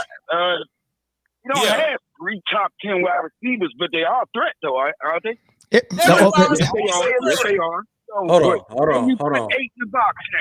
This is like saying a dog with no teeth is a threat just because he's a dog. Come on, man. Listen. I feel like I'll give him that. Y'all gotta understand, man. Y'all gotta understand. Isaiah Likely is a threat. He just got in the mix because Andrews got hurt, though. Damn sure a threat. He just got in the mix because Andrews got hurt. They are threats. Okay, but guess who else is a threat? Every wide receiver in the NFL. Every wide receiver in the NFL is a threat. Is he better than Patrick Mahomes? He's on the same level. He's not better than Patrick Mahomes. No, I wouldn't say he's better than that. On the same level either. No, they're on the same level. Now we crossing the line. This is when you get offended. Listen. Here's where hold on. Here's where I feel like there's a disconnect, right? Here's where I feel like there's a disconnect. I feel like you guys think that Debo, Kittle, Ayuk, and Purdy unlock CMC's offense when it's really I didn't say that. No, I'm not saying that. I'm saying you got a game plan for all of those guys. Let me finish. You say the game plan is around CMC, and CMC unlocks everybody else. Being able to they use Debo and CMC interchangeably. They use Debo and CMC interchangeably. CMC is the reason why that CMC and Debo interchangeably. Who do they use exactly like Lamar Jackson on the offense? They have nobody. They got 2 CMCs, Debo and CMC. Wow. Do you have to game plan for those 2? Do you game plan for those 2? Yes or no? Debo, CMC, Ayuk, Kittle, and yes, you game plan for all of them. Where we going with this? Is it? I just want to make sure I got this right. Are we just trying to say you got a game plan for more? Because I mean, you got a game plan for the kicker. Yeah, it's the same. It's the same. Okay, put it this way, DC. Look, when we say game plan, right? And I'm gonna use the Lions for this one, so you will understand that a little bit more, Chris. Right? When you have somebody like Aiden Hutchinson, right? How do you neutralize that with Lamar Jackson running an RPO? You make him have to guess who has the ball. You stop him at that line. He's not just coming downhill and punishing the tackle all the way down, because now if you come too far down, Lamar Jackson is blown right past you, and he's either going to hit the target in the flat or he's going to take off for 15. Wow. That's what I said when I mean against Lamar. When you play against San Fran, you're not game planning against what? Yes, every team is going to say, yes, we must. Yes, every team is going to say. Yes, every team is going to say we must stop the run because, like you said, winning football success is run the ball, establish play action, and play defense. That's winning formula for any football team. I agree. So why you say that? Right? We must stop instead of game plan. Why you say we must stop the run instead of saying we must game plan? Because the game plan is to stop something, right or wrong. You think CMC and Debo is not in anybody's game plan? Let's just clear that up right now. I didn't say that. Listen to what we get it out. You trying to talk? You goalpost moving, Slim. You goalpost moving. Go ahead, Dino. No, go ahead. Hey, listen, hold on, Zoe. The easy answer is this: CMC will probably take home Offensive Player of the Year, and the MVP is no question Lamar Jackson. Yeah, it's not nothing to talk about. And that's been my point. This is not a bad CMC session. Like at the end of the day, I think CMC, like I said, to completely disregard CMC from the MVP conversation just because y'all think it's automatically Lamar's is crazy. It's definitely a conversation. It's definitely a conversation. I'm gonna tell you how crazy it is. I'm gonna tell you how crazy it is, Chris. That when we first started this topic, you didn't want to have that conversation. You wanted to say that he deserved a nod over Brock Purdy. That's how crazy it is. You don't even believe the argument you're making. He ain't playing better. Listen. Quarterback than Brock Purdy. I told my homeboy this not work. Understand that you had Chris Johnson put up 2,000 yards in the NFL season. Did he win MVP? Nope. It's a quarterback's award. We all know this. All right, no, he didn't. The answer is no. The answer is no. It's a quarterback award. What are we talking about? So why do you think a running back should win it? So why do you think Christian McCaffrey is going to... hold on. But MVP is most valuable player. If it's strictly a quarterback award, then make it most valuable quarterback. So listen, hold on, Chris. So if being the baddest bitch is a female award, would you want to be entered into it? That's apples and oranges, dog. Remember when Adrian Peterson won? Does anybody remember when Adrian Peterson won? You know, he broke a record. They almost similar to his right now. Hey, y'all know what game? Y'all know what game CMC lost the MVP? You know what game CMC lost the MVP? The Baltimore game. When he was about to get that record for consecutive games with a touchdown, and they ran 4 plays for him on the 1 yard line, and he didn't get in. That's when I realized. Minnesota, wasn't it? Yeah, that's when I realized if you really want to put 8 in the box and stop CMC, it ain't like when everybody know he about to get the ball. The only reason why he's doing so great is because they got other teams. Yeah, and they got other people. But when they knew he was getting the rock, he ain't about to bowl nobody over like no Derrick Henry. Derrick Henry would have got in the end zone. That's exactly why I brought up Carolina, Mel, because everybody knew he was getting the ball and he was struggling. That's why he was getting a hard time, dog. I think y'all discrediting CMC, dog. I think he's the best running back in the league. Nobody's discrediting him. He's the best running back in the league. He just don't deserve MVP. Yeah, he's just not an MVP, and that's not a disrespectful thing. Why can't he be playing? What's the reason? The number one reason specifically why he can't be playing better than Lamar Jackson. Because he's not. Because he's not. That's the reason. Because he's not. Hey, you know what? I'm gonna kill y'all whole argument. When they asked him why Kobe couldn't be number 2, he said he's not. That's not an answer. You just said because he's not. That's not an answer. What is the reason? I got my hand raised. He's a better football player. Okay, I'm sorry, my bad. I got my hand raised. Hey, so what happened last year when the quarterback went down and they let CMC take over the team? I'll wait. Hey, you know, Baltimore's still good. Baltimore still look good without Lamar Jackson, though. Hey, Lamar Jackson lost 3 running backs in one season and still was doing his thing. Well, tell them to leave Lamar Jackson at home on Sunday. Yeah, tell them to leave him home on Sunday. We'll appreciate it. Okay, look. Now I'm gonna cut you low. Now I'm gonna swing real low. Pause. If y'all man is so goddamn good, right? If your man's so good, right? Why he can't win a playoff game? He just did last week. Last week. The MVP is for this year, man. No matter. We're not talking about 2 years ago. We're talking about this year. Whoa. Hold on. Don't talk about that. The MVP is this year when y'all just brought up CMC last year. Don't do that shit. Don't do that shit. Don't do that shit. All I did was don't do it. We're not doing it. We're not pulling up old archive shit for one person. Nah. That's what we not finna do. we damn sure not finna do that. So Chris, if you can't answer the question, so you gonna remove the topic. We damn sure not finna do that.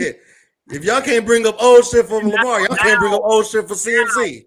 I don't know who brought up some old CMC. Eric? Hey, all I did was ask a question. Hey. And all he did was ask a question, but Jay said MVP is this year. So why we bringing up shit from last year? Listen, I said the MVP is this year regular season award because those are the metrics that they use to actually decide the award. I'm not talking about the debate. The metrics that they should use. Metrics and stats again. So is a metric a stat? Not all of them. My bad. Okay, so I like the wordplay again. So when it's good for a certain argument, then we can use it. So instead of saying game plan, we'll say, get ready for. Instead of saying, you know what I'm saying? So I see when we do it. It's all good. I love Lamar Jackson. My man, I really like him because I watched him in Louisville.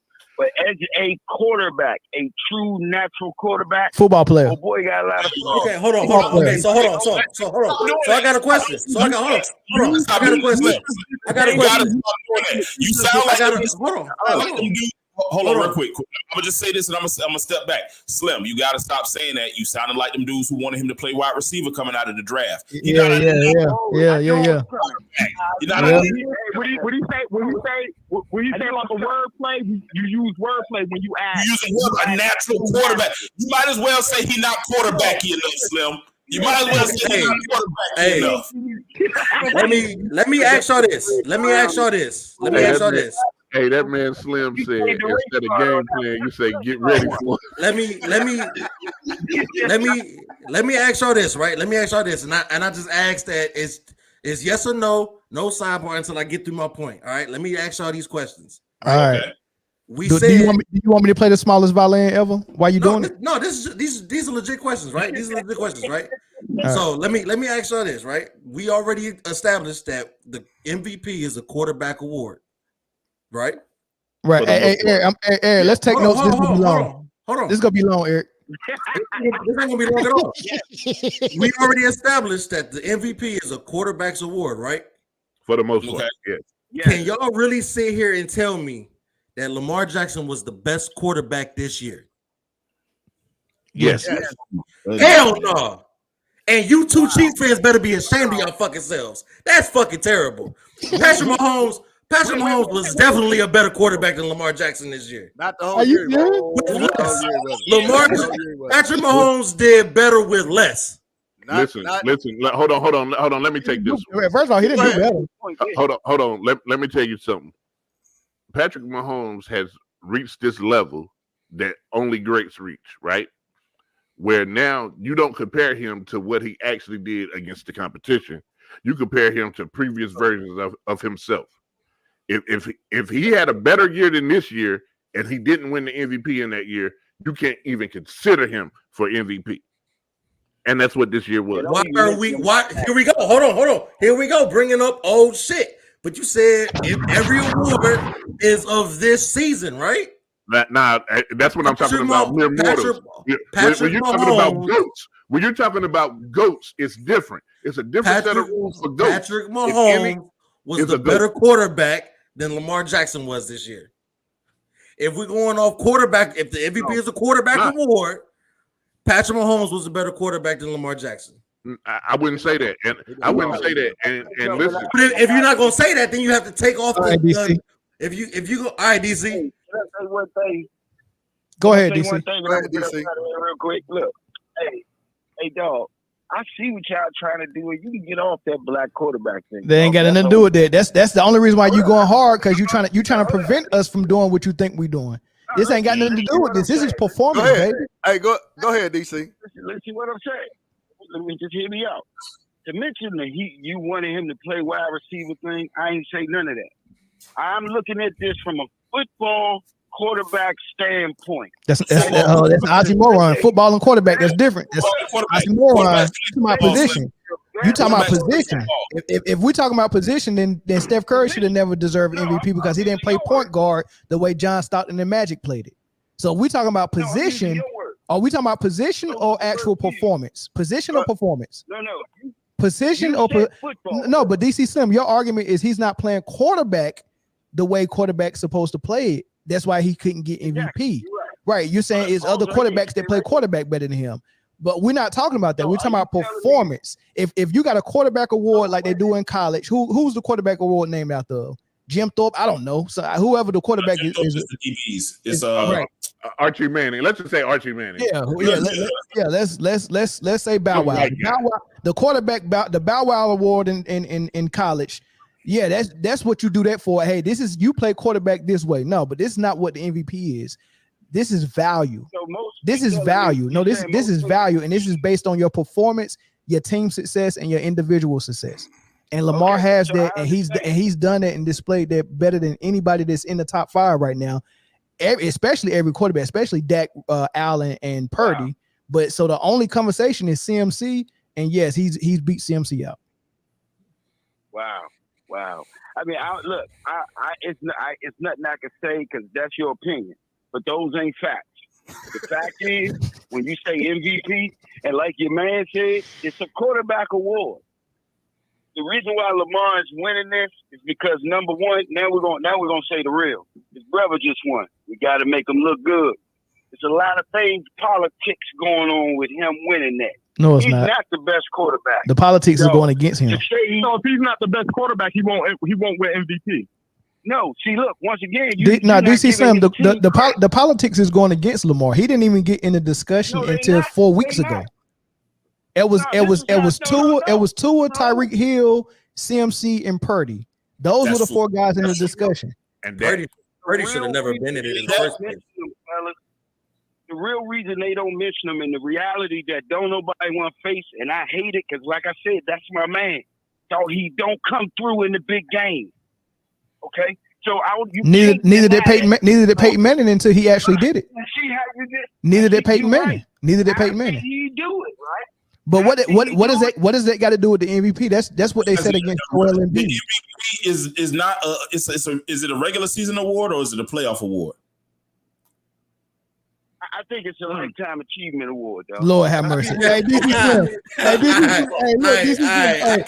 support that, DC. I can't support that. Hey, we gotta redo this. I'll catch y'all later. Hey, DC Slim, we're gonna have to redo this.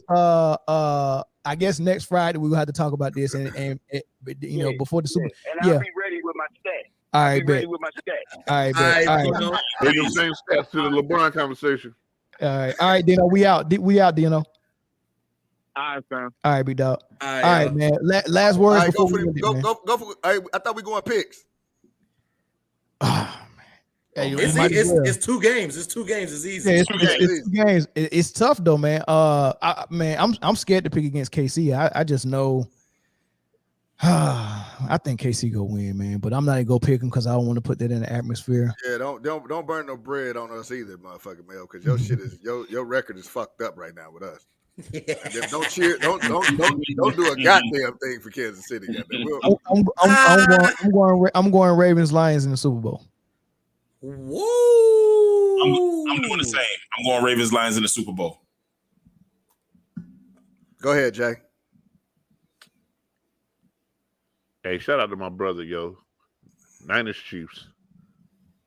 Oh yeah, a family. It's no fun when the family feud. Shout out Sean.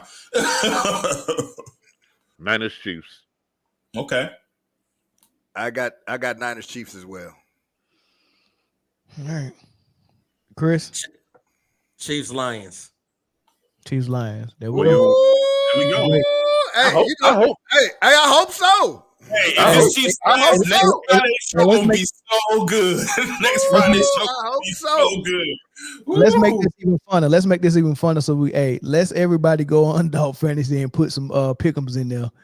On your picks, based on your picks. Oh yeah. Put your money where your mouth is, man. Let's go to yard. Let's go with all 4 quarterbacks, and let's pick higher and lower on their stats. I'm with it. I'm going.